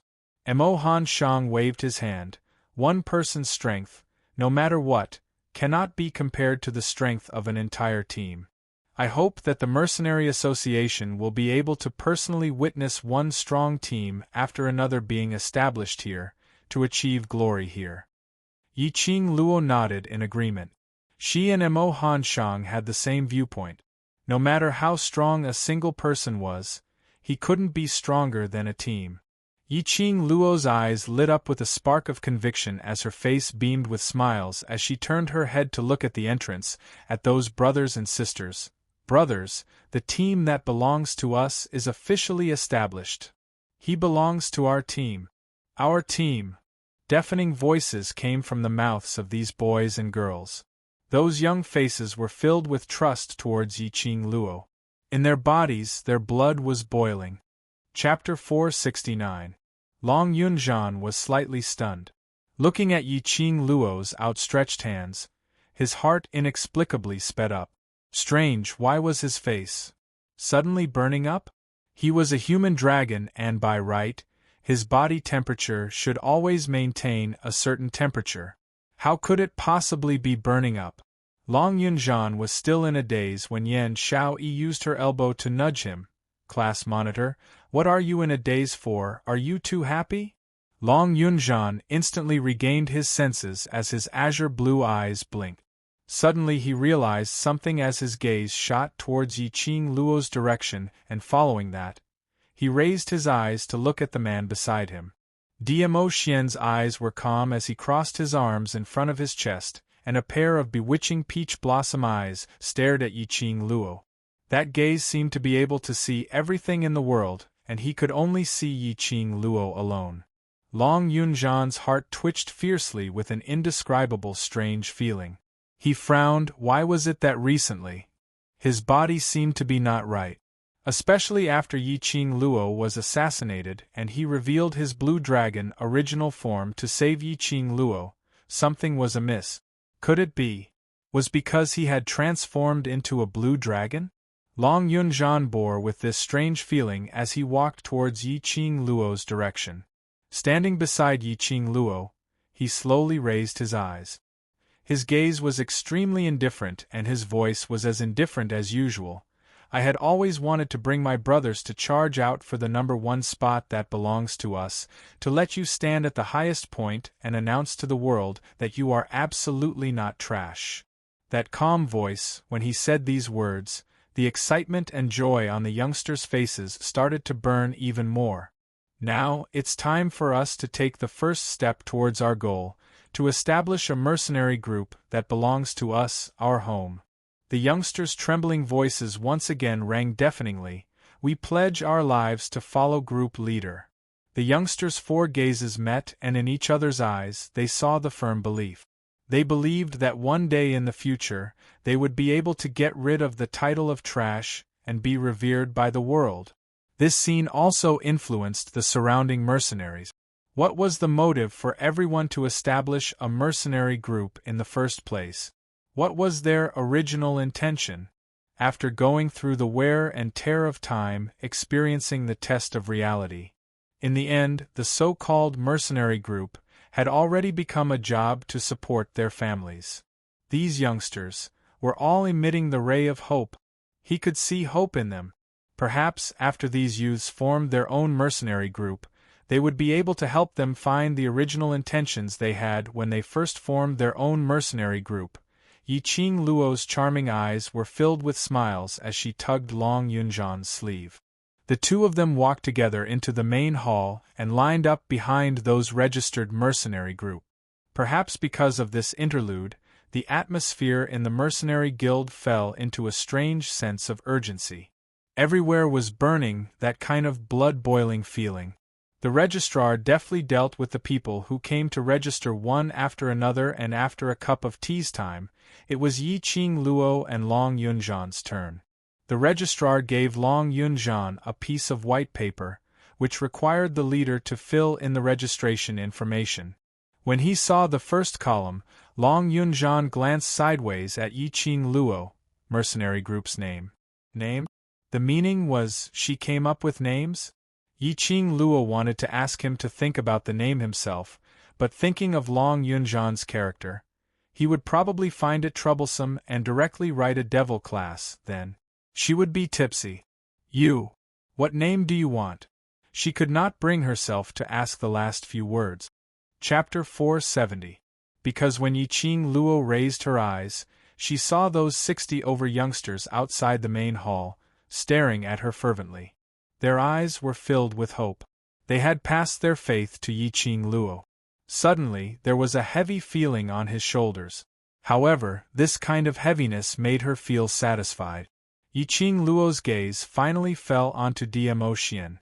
Their four eyes met and she saw the gentleness and encouragement in Dmo Xian's eyes.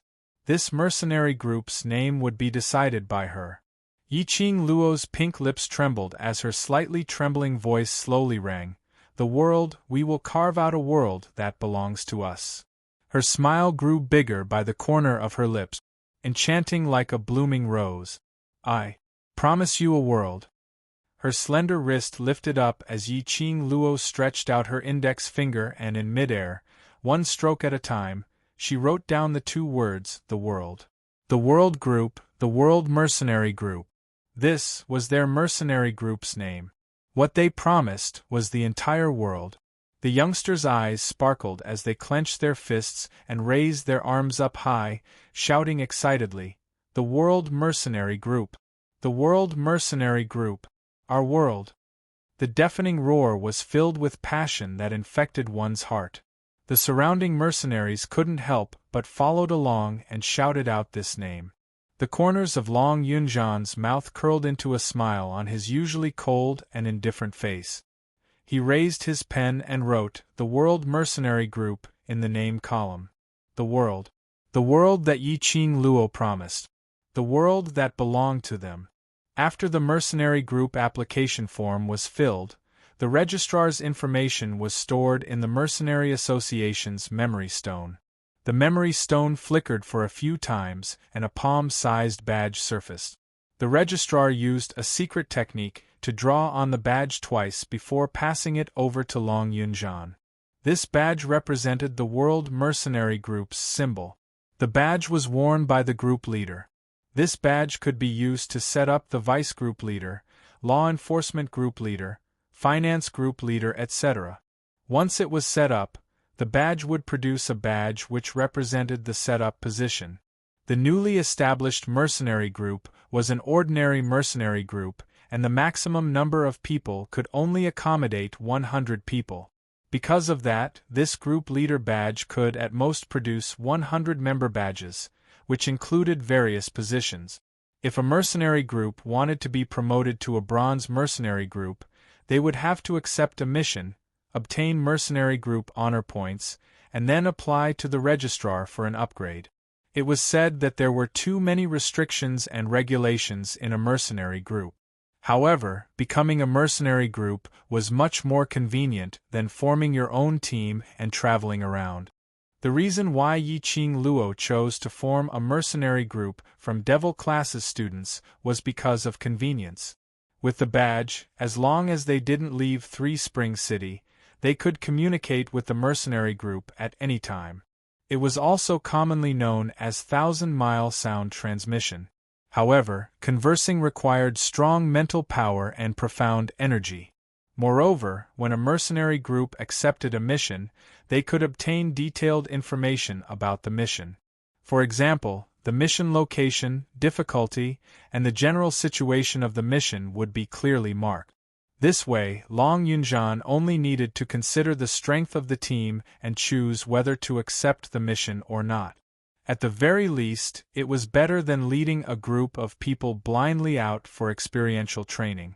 If the place they went for experiential training exceeded their expectations, their lives would be in danger.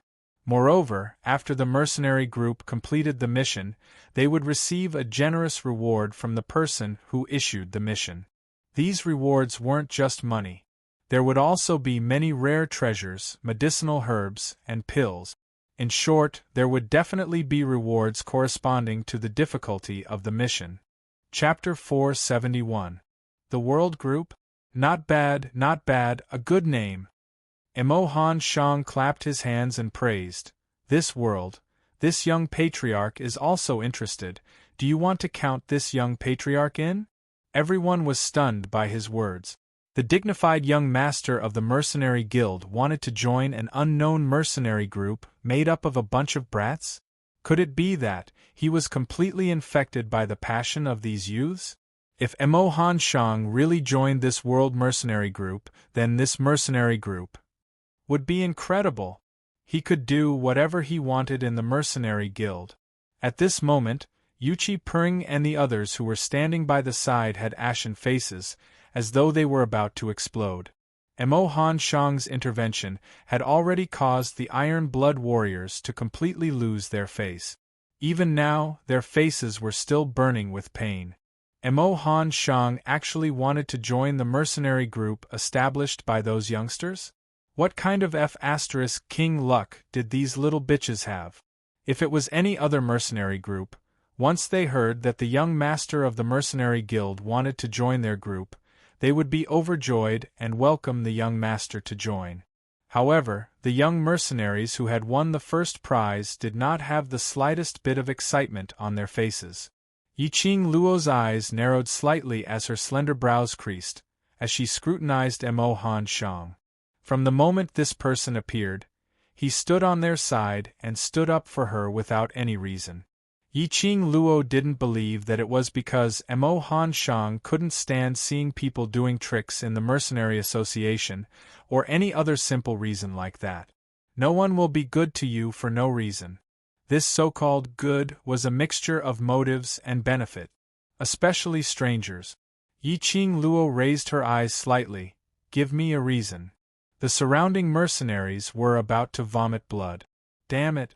Young Master Mo joining their mercenary group was like gold falling from the sky and smashing in front of them. What reason was there to ask? Directly put the badge on young Master Mo. Their inner roars didn't affect Yiqing Luo at all. As the group leader, Long Yunjian, with a pair of azure blue eyes, stared at Mo Han Shang indifferently, as though he was waiting for his reply. I was there too. I saw everything. Mo Han Shang's handsome brows twitched. The smile on his handsome face was very clean. Your way of doing things suits my taste. He saw everything? Did he see them fighting the predators? All right, there's no problem in letting you join the world group. Yiqing Luo tilted her head and raised a finger, but, because of your young patriarch Mo's identity, you must promise us a condition. What condition? After joining the world group, you will be an ordinary member of the world group. Mo Han Shang joining the world group was beneficial to the world group. Moreover, he was wholeheartedly trying to help her and had automatically raised the request to join the world group, so by right, Yiqing Luo should agree to it. However, the ugly words had to be said first. If Mo Han Shang were to make use of his Mercenary Association's young master's name to disrupt the world group's order, then she would absolutely not fear this young master's identity. When he made his move, he would definitely not hold back. This condition made the surrounding mercenaries envious and jealous, but at the same time, they couldn't help but want to strangle Yiqing Luo to death. All of them sighed helplessly. Children were still children. Establishing a mercenary group was just for fun. Such a good opportunity was presented to him, but he didn't know how to grasp it and even wanted to negotiate with young Master Mo. If they were able to invite young Patriarch Mo into their own group, even if they were to give him the position of vice group leader, they would be willing. Just as everyone was sighing, they heard Mo Han Shang, who had an arrogant look when facing Yu Qipeng earlier, chuckling as he spat out 3 words. No problem. Everyone, what the heck? Chapter 472. After registering the mercenary group, Mo Han Shang invited them to use the Mercenary Association's guest hall to rest. The conference hall was large enough to accommodate about 400 people. Benches were arranged in rows around the room. The 60 or so youths found a place to sit. A dozen attendants came over with teacups and poured a cup of tea for everyone. Long Yunjian took the commander's medal and split it into a vice commander's medal and an executive commander's medal. The rest were all member badges.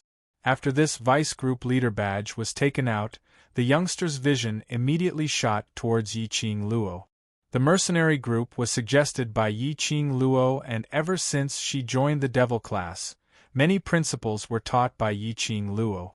Yiqing Luo's kindness towards them was something that they could all see. Vice leader Yiqing Luo was the most suitable candidate.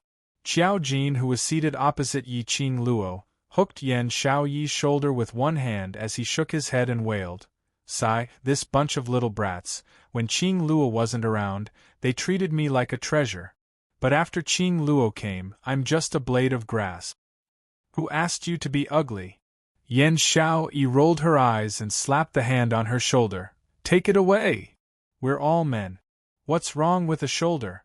Qiao Jin felt the pain on the back of his hand. He covered his hand and retracted it. "You're like a girl.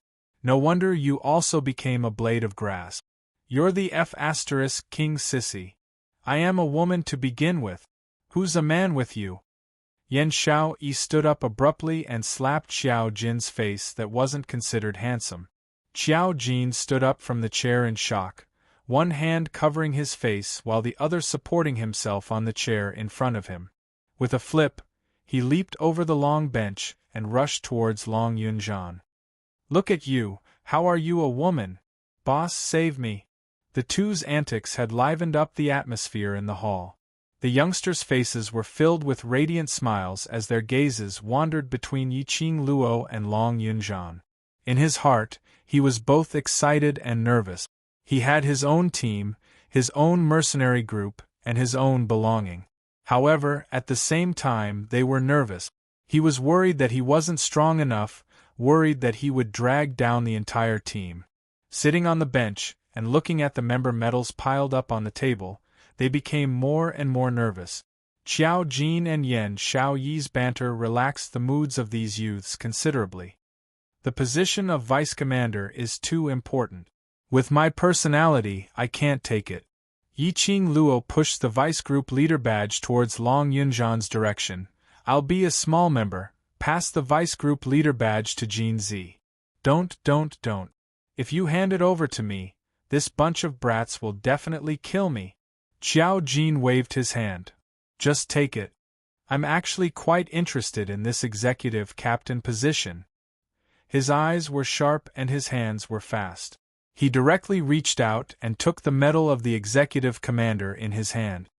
F***CK. That's mine. Yan Xiaoyi's eyes narrowed and she immediately rushed towards Qiao Jin to snatch the executive regiment commander's medal. Qiao Jin waved the medal in his hand at her, the corners of his mouth hooking up in a proud smile as he put the medal on his chest. The medal suddenly emitted a blue light. In an instant, the light had already covered Qiao Jin. Slut Jin. Yan Xiaoyi was so angry that she gritted her teeth. After the medal was put on his chest, this medal was bound to Qiao Jin. Chapter 473.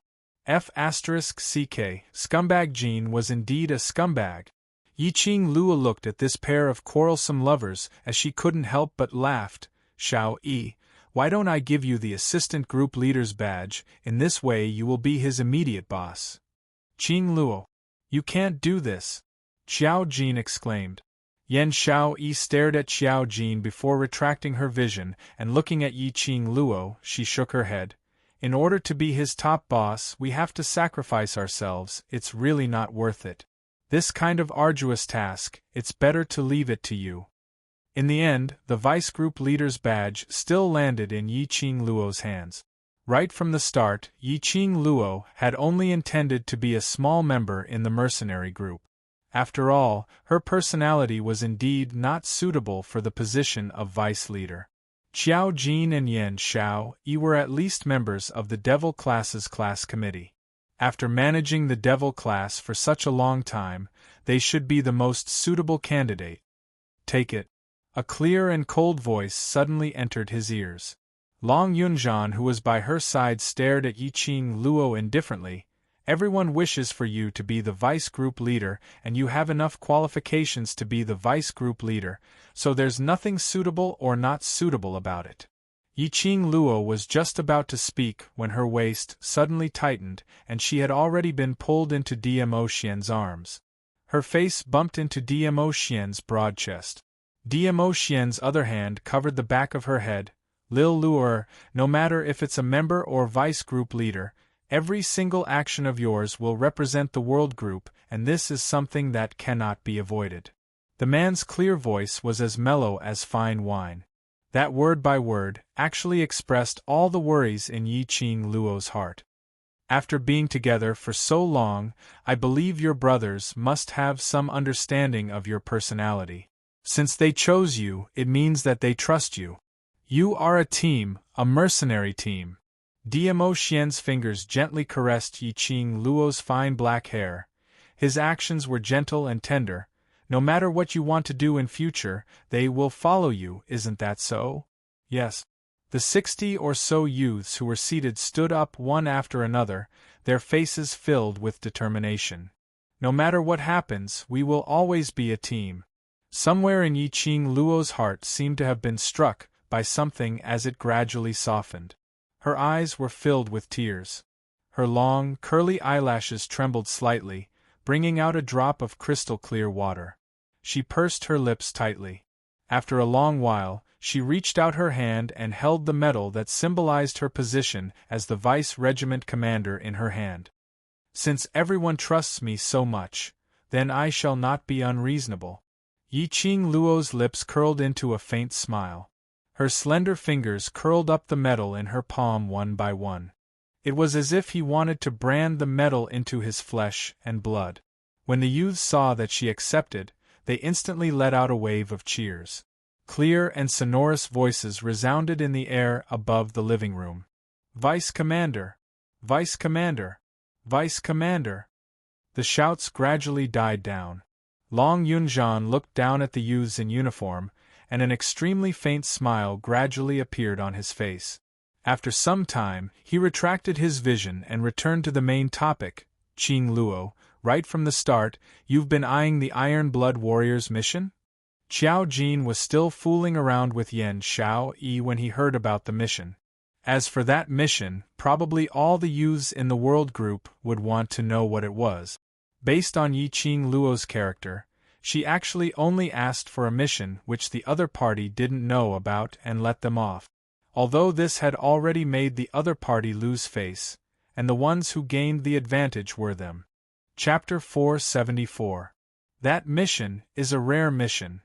Yiqing Luo took out the mission scroll from her bosom as she placed it on the table. Her vision shot towards Mo Han Shang. "Why don't young Patriarch Mo introduce what is called a rare mission? I've already joined the World Group, and now I'm an ordinary member of the World Group. Why are you still calling me young Patriarch?" Mo Han Shang's brows rose as half his body leaned on the long chair.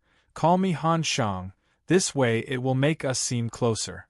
Yiqing Luo complied with his intention. "All right, Han Shang." As everyone knows, the Mercenary Association's missions are split into several grades according to the mercenary group's ability. Low grade, intermediate grade, high grade and complicated grade missions. And among these grades, they are further divided into experience training missions and rare missions. Saying that, Mo Han Shang stood up as he walked to the center of the guest hall. He opened up his arms as he spoke excitedly. Experience training missions are the more common grade missions. Even if it's accepted by other mercenary groups today, there will be a new employer who will issue the same mission tomorrow. This is also the easiest grade mission to complete. Whereas rare missions are those mysterious clans, similar to the 4 great clans, 4 great sects and such large clans. They are very mysterious as they secretly look for the Mercenary Association to apply for this mission. These missions, generally speaking, if one could encounter it once, it would only happen once. So the rewards for rare missions are absolutely generous. But as compared to experienced training missions, the difficulty is much higher. Everyone's eyes shone as they heard that. It was rare to encounter a rare mission.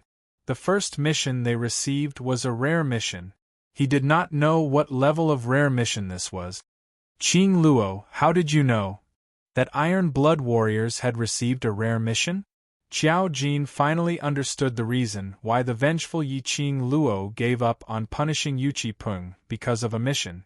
Yiqing Luo explained her guess towards Yuqi Peng in a concise and comprehensive manner and immediately explained, "Who said I'm going to let Yuqi Peng off? Iron Blood Warriors had just registered as a mercenary group today and had already lost all their face. They will definitely not be able to have a smooth journey in the near future. Furthermore, with Han Shang's words earlier, even if they are angry, they won't dare to make a move on us." Her eyes were curved as it flashed a crafty smile. "This is even more torturous than killing them. Moreover, if we let him off, the world group's good name would at least be known in the mercenary world. How black-bellied! How treacherous! If we were to discuss who is the old fox in the world group, if Qing Luo is second, no one dares to claim to be first." Qiao Jin and Yan Xiaoyi looked at each other and said in unison, "But we like it." Yiqing Luo smiled as she picked up the scroll and opened it little by little.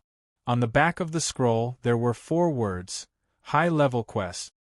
Holy **T. It's actually a high-level rare mission. This luck. Qiao Jin stared at the 4 words, unable to sit still in his chair. Yiqing Luo placed the scroll on the table. The details of the mission were clearly written on the top of the scroll. Head to the Death God Castle and obtain the exquisite pagoda. After the mission is completed, the reward will be 500 gold coins, a bottle of scarlet dragon dew, a stalk of profound ice immortal root, a bundle of infant grass, and 150 mercenary group honor points.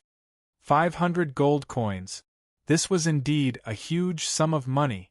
There was also the red dragon dew, which was a high-quality external injury medicine. With just a drop, it could immediately heal any wound on the body without leaving a single scar. This was a medicine that many female profound practitioners coveted. Chapter 475. Profound Ice Immortal Root Infant Grass. These two medicinal herbs were exactly what Yiqing Luo needed.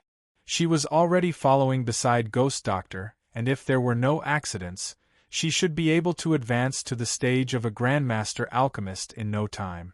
By then, she would be able to refine the medicinal pill to restore Zi Ling's lame leg. These two medicinal herbs were one of the medicinal herbs needed to refine it. Just as Yiqing Luo was thinking about these two medicinal herbs, everyone's vision and attention was concentrated on Death God Castle. Death God Castle.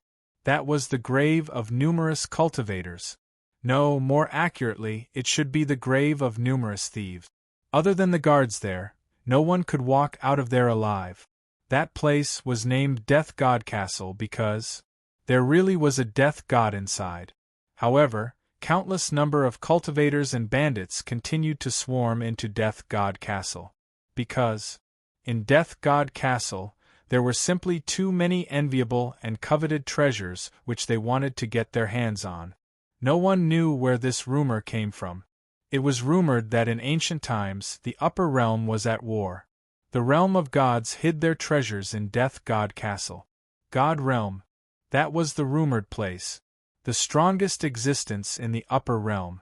The treasures which they left behind, if one was able to obtain one, they would definitely be able to dominate the Nirvana realm. But that exquisite pagoda wasn't the so-called treasure. Because Death God Castle was rumored to contain the God Realm's treasures. Because of that, many families placed their treasures in Death God Castle for safekeeping. No one knew who the Castle Lord of Death God Castle was. But they knew that the things which were placed in Death God Castle would absolutely not be stolen. This exquisite pagoda was something which a certain family placed in Death God Castle to store. Its function was similar to Heavenly Academy's Heavenly Pagoda, which could store people into the pagoda. The only difference was that Heavenly Pagoda created numerous spaces in the pagoda to allow students to cultivate and grow, whereas Exquisite Pagoda was an attack type. Once one was sucked into the Exquisite Pagoda, there was basically no way to walk out alive.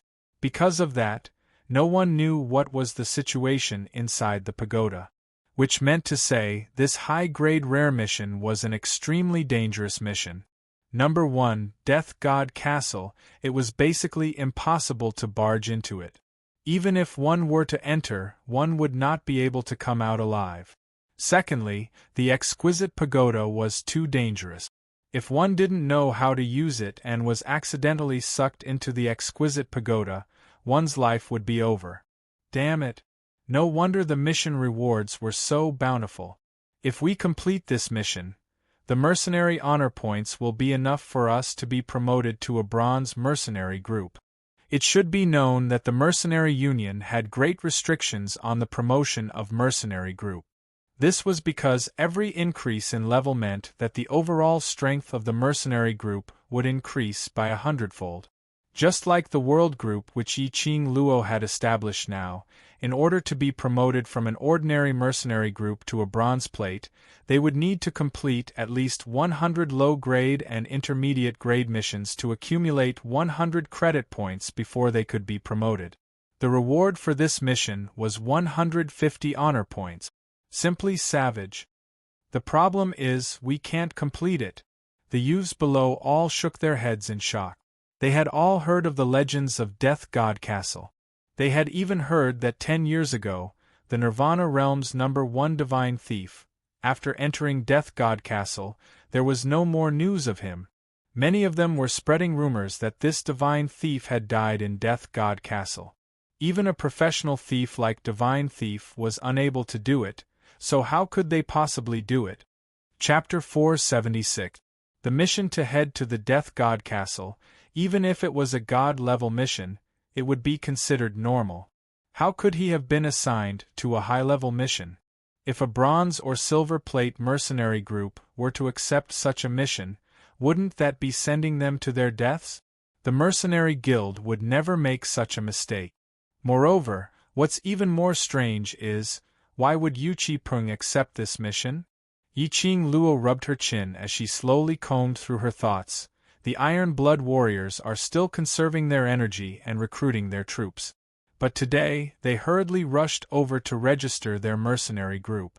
Their motive is for this mission. Apparently, they already knew what the mission is. Knowing that he has to go to the Death God Castle to steal the exquisite pagoda, but he still chose this mission. This also means that he is extremely confident in this mission.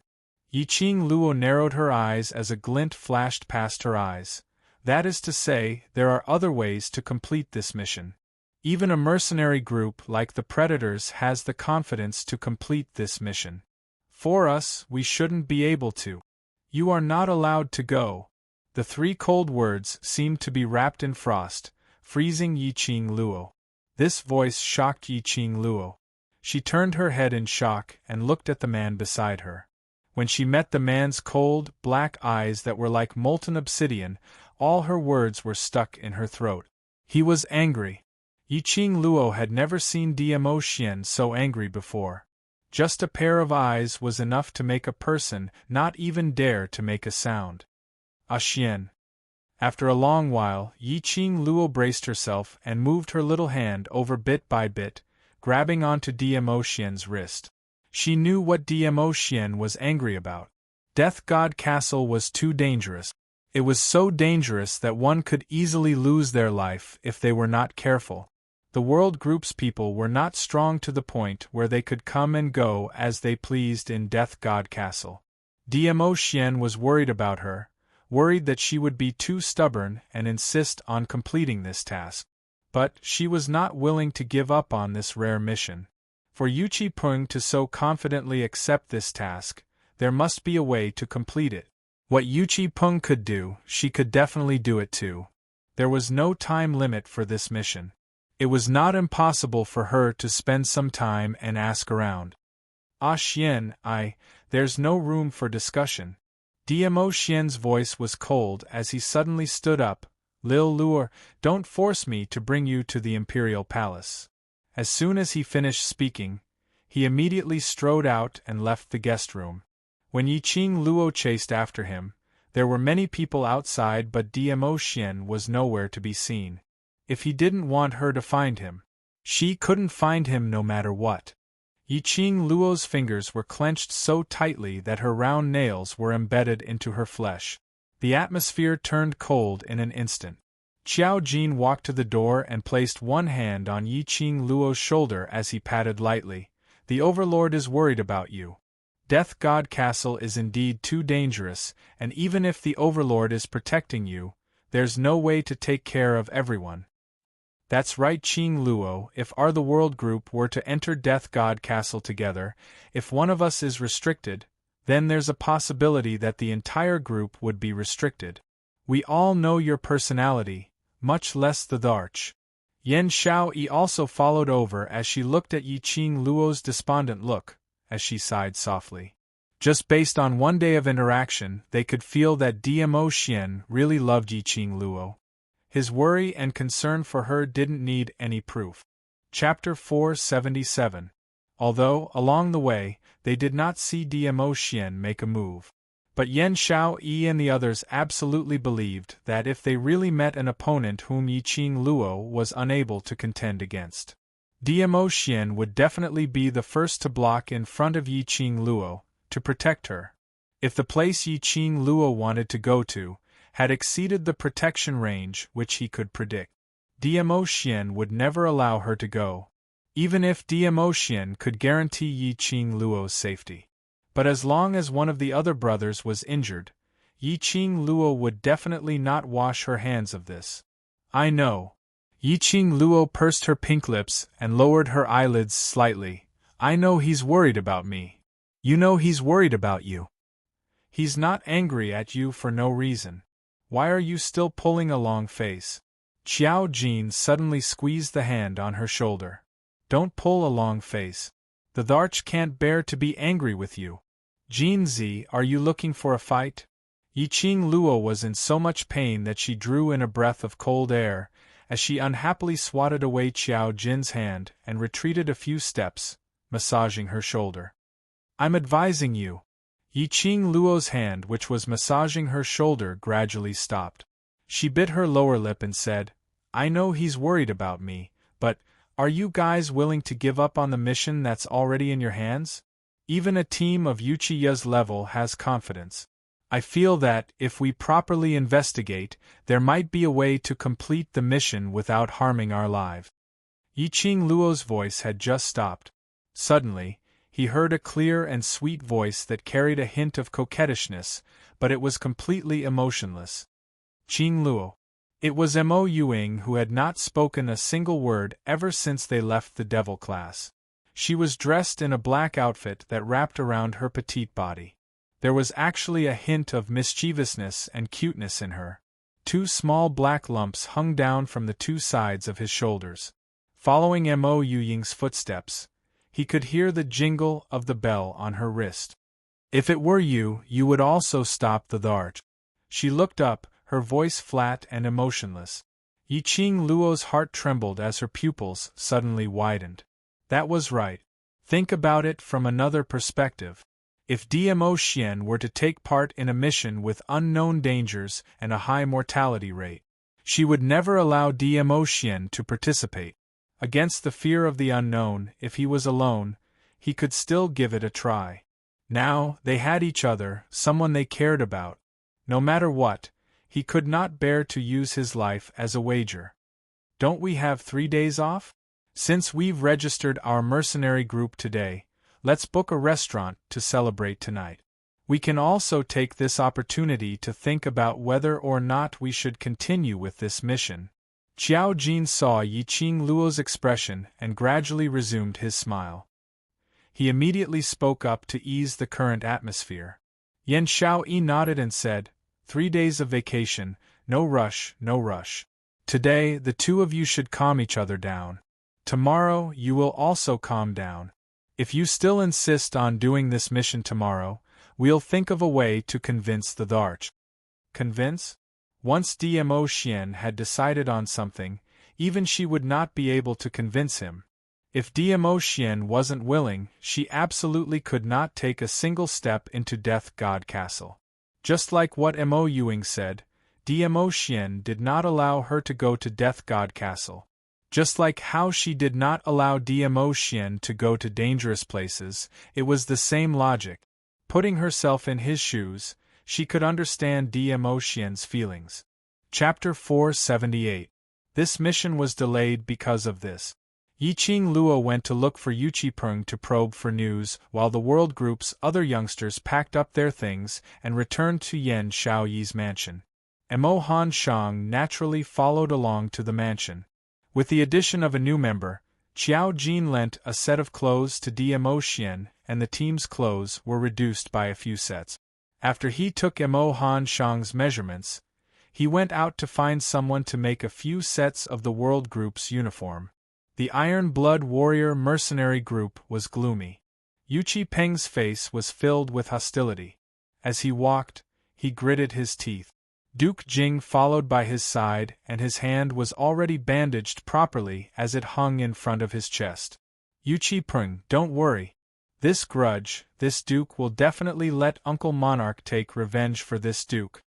Duke Jing lowered his head as he took a look at his wrist. The pain of being broken still lingered in his bones. Just thinking about it made him feel a dull pain in his hand. When I get back, I'll tell Uncle Monarch about what happened today. It's just a mercenary union. As long as I give the order, Uncle Monarch will definitely send troops to destroy the mercenary union. Duke Jing raised his head proudly, as he had already imagined the scene of him saying these words in his mind. The more he thought about it, the more he wanted to act on it. Idiot!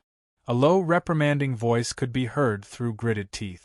Duke Jing's brows creased as he stared towards the direction of the voice. Yu Qi-peng, what did you say? Yu Qi-peng's heart was filled with frustration. For the sake of the predators, he had spent so much time and poured in all his efforts.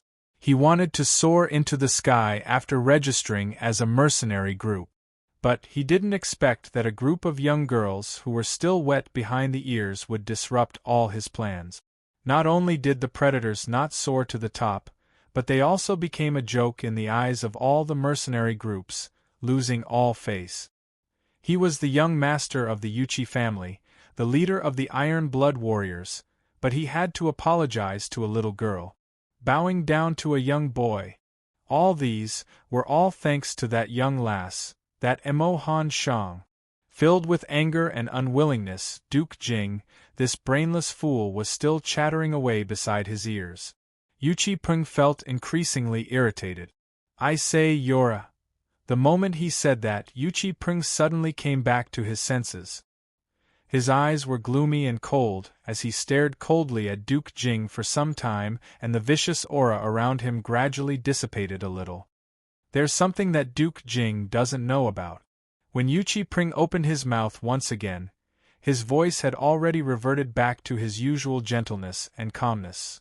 The Mercenary Association is spread across the 4 continents of Nirvana Realm, and every main city has a Mercenary Association branch. Does Duke Jing know what this means? Duke Jing's face sunk as he was still bearing a grudge against Yu Qi-peng for scolding him earlier. He snorted coldly and turned his face away, looking very much like a child throwing a tantrum. Yu Qi-peng restrained the impatience and disgust in his eyes and continued to explain. This means that the influence of the Mercenary Association in the Nirvana Realm is absolutely not inferior to the 4 great Profounder clans. It's not just the 4 great Profounder clans that have to be amiable before the Mercenary Association. Even the monarchs of the 4 continents have to give the Mercenary Association some face. In other words, even the 4 great profound practitioner clans and the monarch had to give face to the Mercenary Association. Even if he asked the monarch to send troops to the Mercenary Association, the monarch would absolutely not agree. Chapter 479. For a gentleman to take revenge, 10 years is not too late. Yu Qi-peng spat out these few words from the slits of his teeth as his eyes were masked with a layer of viciousness. He clenched his fists tightly. For the Iron Blood Warriors, we must endure this grievance. Mentioning the Iron Blood Warriors, Duke Jing's expression eased up slightly. If we want to develop the Iron Blood Warriors, we must rely on the Mercenary Association's power. Duke Jing, it's all right to suffer a little grievance now. One day, we will get back at them. Saying that, Yu Qi-peng seemed to have thought of something as a sneer of ridicule flashed past his eyes. They won't be complacent for long. They thought that by snatching that high-grade rare mission from my hands, they would be able to complete that mission. That mission, other than me, no one else is able to complete it. Yu Qi-peng's few words had already coaxed Duke Jing into submission. Now that he heard about the mission, Duke Jing's heart was filled with doubts. What mission is that? It's because of this mission that you're in such a hurry to bring everyone here to register the mercenary group. If it wasn't for the fact that Yu Qi-peng was in a hurry to register the mercenary group, they would have spent some time in the marketplace to subdue Yi Qing Luo and the other young ladies. Those young ladies wouldn't have appeared in the mercenary group. Iron Blood Warriors wouldn't have to face today's predicament. Yu Qi-peng gave a cold laugh. High-grade rare mission. As long as we complete that mission, our ordinary mercenary group will be able to upgrade to a bronze plate mercenary group. No matter how ignorant Duke Jing was, he had understood everything about the mercenary group. Naturally, he understood how difficult it was for a mercenary group to upgrade. One mission and they would be able to upgrade to bronze plate immediately. No wonder Yuchi-Ping was so concerned. If that mission was snatched away by the World Group, wouldn't they be able to upgrade faster than us? Want to complete that mission. Just based on them, Yuchi-Peng's lips twitched in disdain. Following that, his gaze looked towards Duke Jing. If they don't accept the mission within 3 days, that mission will eventually return to our hands. These few days, just pay close attention to the Mercenary Association's mission acceptance wall. This high-grade rare mission, we are determined to get it. Knowing that this mission would be able to upgrade to a bronze plate mercenary group, Duke Jing was also attentive. The moment a new official took up his post, he received his first mission. Duke Jing immediately stopped his chest and raised up that uninjured hand as he replied seriously, "All right, this Duke will definitely not take my eyes off this mission." There was also a rule for the Mercenary Union to accept missions. After accepting a mission, if the mercenary group did not confirm to accept the mission, it would be considered as giving up on the mission after 3 days. That mission scroll would also become an ordinary scroll. He would no longer receive any rewards from the Mercenary Union. This mission would then be returned to the Mercenary Union's mission receiving wall and accepted by other mercenary group. Yuchi-Ping looked at the delighted Duke Jing, and a trace of cold smile flashed past his eyes. He wiped away the disdain towards Duke Jing in his eyes and retracted his vision. The two of them did not notice that a slender figure was standing on a treetop in the darkness. Yiqing Luo narrowed her eyes as her lips curled into a smile which didn't look like a smile. Sure enough, her guess was right. The reason why Yuchi-Ping registered his mercenary group today was because of this high-level rare mission. He was very confident about this mission. This kind of confidence, where did it come from? Could it be that Yuchi-Ping was really able to come and go as he pleased in Death God Castle unscathed and even take away the exquisite pagoda? Chapter 480. It was absolutely impossible for Yuchi-Ping to have any relations with the guards in Death God Castle. He could coerce and bribe the Mercenary Association's guards to intercept Yiqing Luo. But it was absolutely impossible to use the same method to make Death God Castle's guards open a backdoor for him. Then, there was one last possibility. Exquisite pagoda wasn't in Death God Castle. Or perhaps it was in Yuchi-Peng's hands. If that was the case, then things would be easy. Looked like to complete this mission, they had to start from Yuchi-Ping. After Yuchi-Ping and the rest returned to Three Springs City, they went their separate ways. Duke Jing had suffered a huge humiliation today and couldn't wait to complain to Uncle Monarch. As for the other mercenary soldiers, their morale had been greatly stimulated and all of them revealed an exhausted look as they were sent back to the Iron Blood Warriors' main camp to rest. Yuchi-Ping headed straight for the Yuchi residence. His expression was gloomy as his entire body emitted a terrifying vicious qi. The attendants and maids who went up to welcome him immediately avoided him when they saw him from afar, not even daring to greet him. Yuchi-Peng's courtyard was located at the south side of the Yuchi residence, and it was the biggest courtyard in the residence. Yiqing Luo stopped outside the courtyard. Her vision was fixed on this courtyard as her slender brows creased tightly into a bundle. Again, when she first met Yuchi-Ping, that disgusting feeling came again. There seemed to be something in this courtyard. There was something which made her extremely uncomfortable. Lass. In her mind, Old Man Tsang's voice suddenly rang. I had always felt that this Yuchi-Ping was extremely strange. Now that I see this courtyard, I discover that this courtyard is even stranger. Yiqing Luo raised her hand and pressed it against her chest, suppressing this uncomfortable feeling. It was indeed very strange. So strange that all the pores on her body opened up. Lass, don't go in. Old Man Tsang's voice was solemn. This feeling is too strange. I'm unable to sense the exact source of this feeling. Strange, simply too strange. It's too late. Indeed it was too late. While Yiqing Luo was conversing with Old Man Tsang, Her vision had been paying attention to Yuchi-pung. After Yuchi-pung entered the courtyard, the vicious qi which he emitted became even thicker. Then, as if he had lost all his strength, he staggered and half fell to the ground. His hands were on the ground, and his head was lowered, buried in his hair. After that, there was no more movement. Then, at the same time, Old Man Song told her not to go in. Yuchi-pung, who had not moved for a long time, suddenly turned his head. Under the strands of hair on his face, a pair of penetrating eyes, like an icy cold venomous snake, tightly coiled around Yi-Ching Luo. Yuchi-pung still did not move. But Yi-Ching Luo knew. He saw her. Those eyes were eerily cold. Yi-Ching Luo's heart was filled with fear. Those eyes, that gaze was definitely not Yuchi-pung. That was not a gaze that Yuchi-pung could have. This knowledge made Yi-Ching Luo's entire body turn cold. For the first time in her life, Yi-Ching Luo had this kind of fearful mentality. That kind of gaze was too terrifying. "Oh no, little girl." Old Man Song's voice suddenly became louder. His tone was filled with panic. He is not Yuchi-pung. This old man finally knows why this courtyard is so strange. Yi-Ching Luo gave a bitter laugh.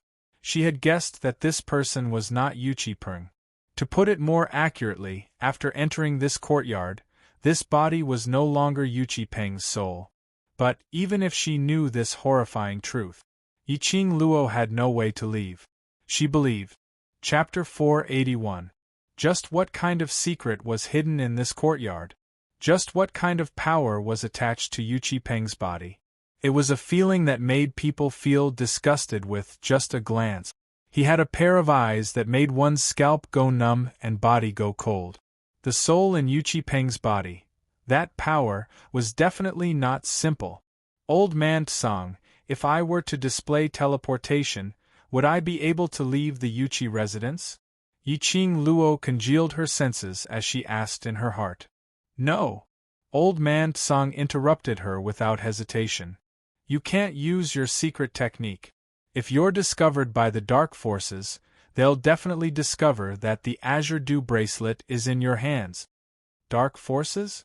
Yi-Ching Luo's expression changed. What you mean is that energy in this courtyard is from the dark forces?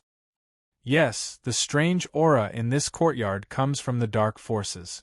It's exactly the same as the mysterious Yin Qi on your fourth sister. Old Man Song's tone was extremely solemn. Girl, if the dark forces are involved, you'll be in trouble. Yi-Ching Luo had experienced the power of the dark forces from Yi-Ching Ling. Yi-Ching Ling had only taken a handful of items from the dark forces, and she who had her profound jade heart destroyed was able to display the strength of a cultivator. As for Yi-Ching Qian, she could also make use of the dark forces' power to successfully break through to the earth profound grade. This was enough to show how powerful and mysterious this power was. Yi-Ching Luo had never dared to underestimate the dark forces. But what made Yi-Ching Luo puzzled was, the dark forces were a dark existence in the Nirvana realm. In the eyes of many, this was an evil place.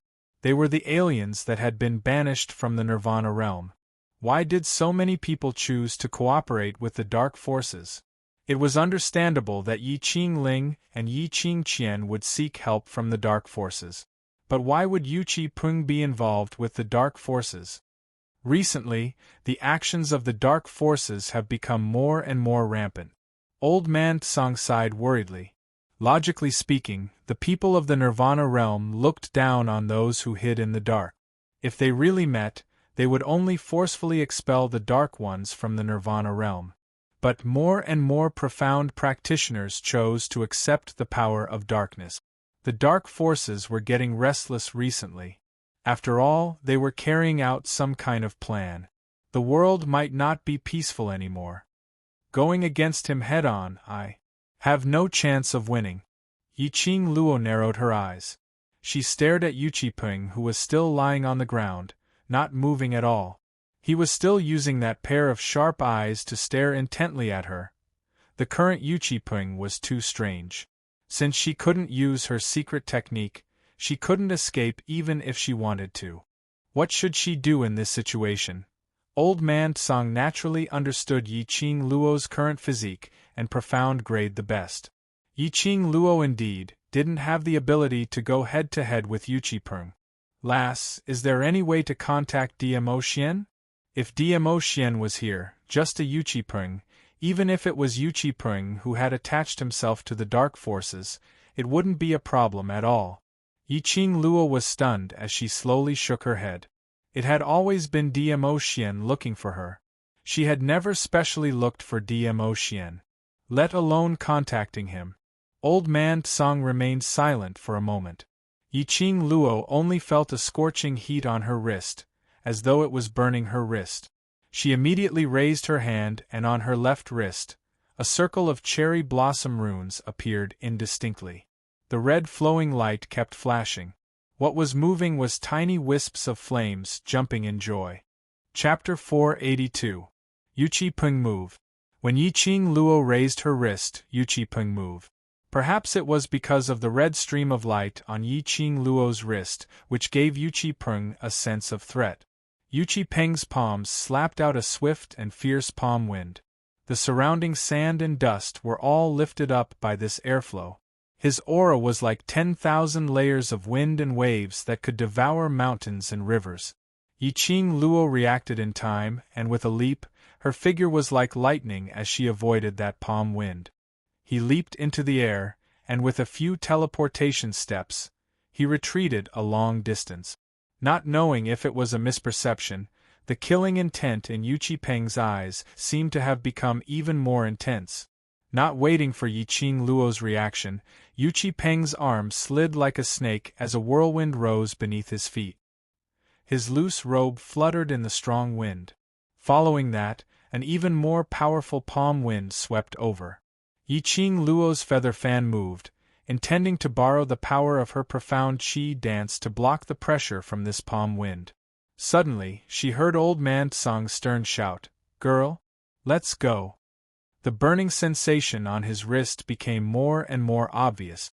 The circle of cherry blossoms was like a tattoo branded on her wrist. The fragmented, enchanting red light formed a complicated totem. Old Man Tsang's voice paused. Yi Qing Luo only felt an inexhaustible energy diffusing from the cherry blossoms. It was Old Man Tsang who was helping her. Yi Qing Luo's fingers clenched into a fist as her feet stepped onto that set of footwork. In a split second, like a bolt of lightning, her figure had already arrived at the walls of the Yuchi Manor's entrance. She could not use the teleportation secret technique, but she could still use this set of footwork from her previous life.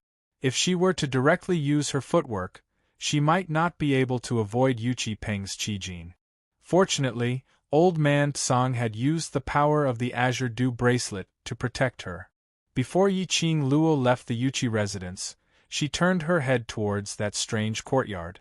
At the opened courtyard door, Yu Qipeng is standing there with a pair of sinister eyes filled with killing intent staring at her. Seeing her stop, Yu Qipeng's eyes flashed and he strode forward as if he wanted to catch up to her. Yi Qing Luo's heart skipped a beat and with a leap, she flipped down from the top of the wall. When he saw the courtyard from the corner of his eyes, Yu Qipeng stood at the entrance of the courtyard. His face was filled with rage and a vicious aura overflowed. However, his legs were pressed against the door of the courtyard, and he did not have the slightest intention to catch up. When Yi Qing Luo returned to the mansion, her body was still cold and stiff. Qiao Jin and the others gathered around to ask about the result. Yi Qing Luo shook her head. What I can confirm is, Yu Qipeng indeed has a way to complete the mission. I'm guessing that there's a possibility that the exquisite pagoda is with him. Impossible. And Ruo Pan tilted her head as she took out a small booklet from her bosom and flipped a few pages. I specially went to investigate on matters regarding Death God Castle. As long as an item is placed in the Death God Castle, unless the original owner of the item went to retrieve it, otherwise, the exquisite pagoda would definitely not be in the hands of enemies outside of the Death God Castle. Then what if the owner of the exquisite pagoda collaborated with Yu Qipeng? Yen Xiaoyi raised a hypothesis. That's even more impossible. The exquisite pagoda was a rare treasure that was recorded in the mysterious treasures record. Cooperating with Yuchi Peng is equivalent to giving the exquisite pagoda to the person who gave the mission. This kind of losing deal, who would be willing to do it? One must know that the world's rare treasures which were recorded in the mysterious treasures record were all things which were hard to find in the world. Who would be willing to hand it over to others? When Yiqing Luo heard that, her expression didn't loosen up at all. Chapter 483. Xiao Jin's expression congealed. You mean? Just a guess. After all, if we do this, it's too obvious, and the Mercenary Association isn't a fool. Yiqing Luo nodded her head slightly, acknowledging Xiao Jin's guess. All right, I'll go check on it later. If the one who issued the mission was related to the owner of the exquisite pagoda, then this was a huge conspiracy. Not only would it allow Yuchi Peng to gain, the exquisite pagoda would also return to the original owner's hands, and in the end, they would be able to seek compensation from Death God Castle for the theft. There was a possibility that the entire Mercenary Association would be implicated in this. From then on, the Mercenary Association would be suppressed. Yiqing Luo narrowed her eyes as her eyes contained a deep meaning. There was one more important point. If she hadn't guessed wrongly, that energy which occupied Yuchi Peng's body was still unable to leave Yuchi Peng's courtyard. Yuchi Peng only started to change after he entered the courtyard. After he discovered Yiqing Luo, he only stood on the same spot and struck out his palm wind attack. And after she speedily climbed over the wall and left, he had no intention to chase after her. Yuchi Peng had already made a soul exchange with the dark forces. After she discovered this secret, shouldn't he chase up to her and silence her? If it was Yuchi Peng, if it was the dark forces' energy, even if she had old man Song's help, it wasn't impossible for him to chase up to her. But Yuchi Peng didn't leave that courtyard. Lass, your thinking is very correct. Old man Song sighed softly, as though he recalled something. The reason why the Dark Forces are called as the Dark Forces is because that bunch of people in the Dark Forces use the dark arts which are intolerable in this world. Like your eldest sister, fourth sister, Yuchi Peng and the others, if they wanted to cooperate with the Dark Forces, they would have to fork out an equivalent price to exchange for power. Yuchi Peng used his own soul to make the exchange. Yuchi Peng's courtyard should be the place where the Dark Forces' energy resides. Over there, the Dark Forces' energy can freely control Yuchi Peng's body. But if he leaves the courtyard, the Dark Forces will leave Yuchi Peng. Speaking of this, old man Song's voice turned gloomy as he revealed some worries. Do you still remember your fourth sister being controlled by that profound Yin Qi long sword? Yiqing Luo naturally remembered. That was the first time she came into contact with the Dark Forces and the power of the Dark Forces. If Yuchi Peng uses this power that is used for trading and attaches it to something, he can also use the power of the Dark Forces outside of the courtyard. When old man Song's words fell, Yiqing Luo's heart thumped. This was the same as Yiqing Ling, holding on to that long sword from the Dark Forces. Under the situation where her profound jade heart was destroyed, she could still exert her profound energy and launch an attack. However, such a method could easily cause the host's physical body to be completely devoured. This was probably the reason why Yuchi Peng could only allow the Dark Forces to attach themselves to him in his own courtyard. Yuchi Peng does not wish to bear the consequences of being devoured. Lass, you have to be more careful during this period of time. There are suddenly so many people around you who have made deals with the Dark Forces. I'm afraid the Dark Forces will target you. I need to raise my profound rank to the Earth Profound Realm as soon as possible. Old man Song lowered his voice, his tone revealing a bit of helplessness. Originally, he thought that by Yiqing Luo's side, he could slowly guide her bit by bit, consolidate his own foundation and cultivate profound qi.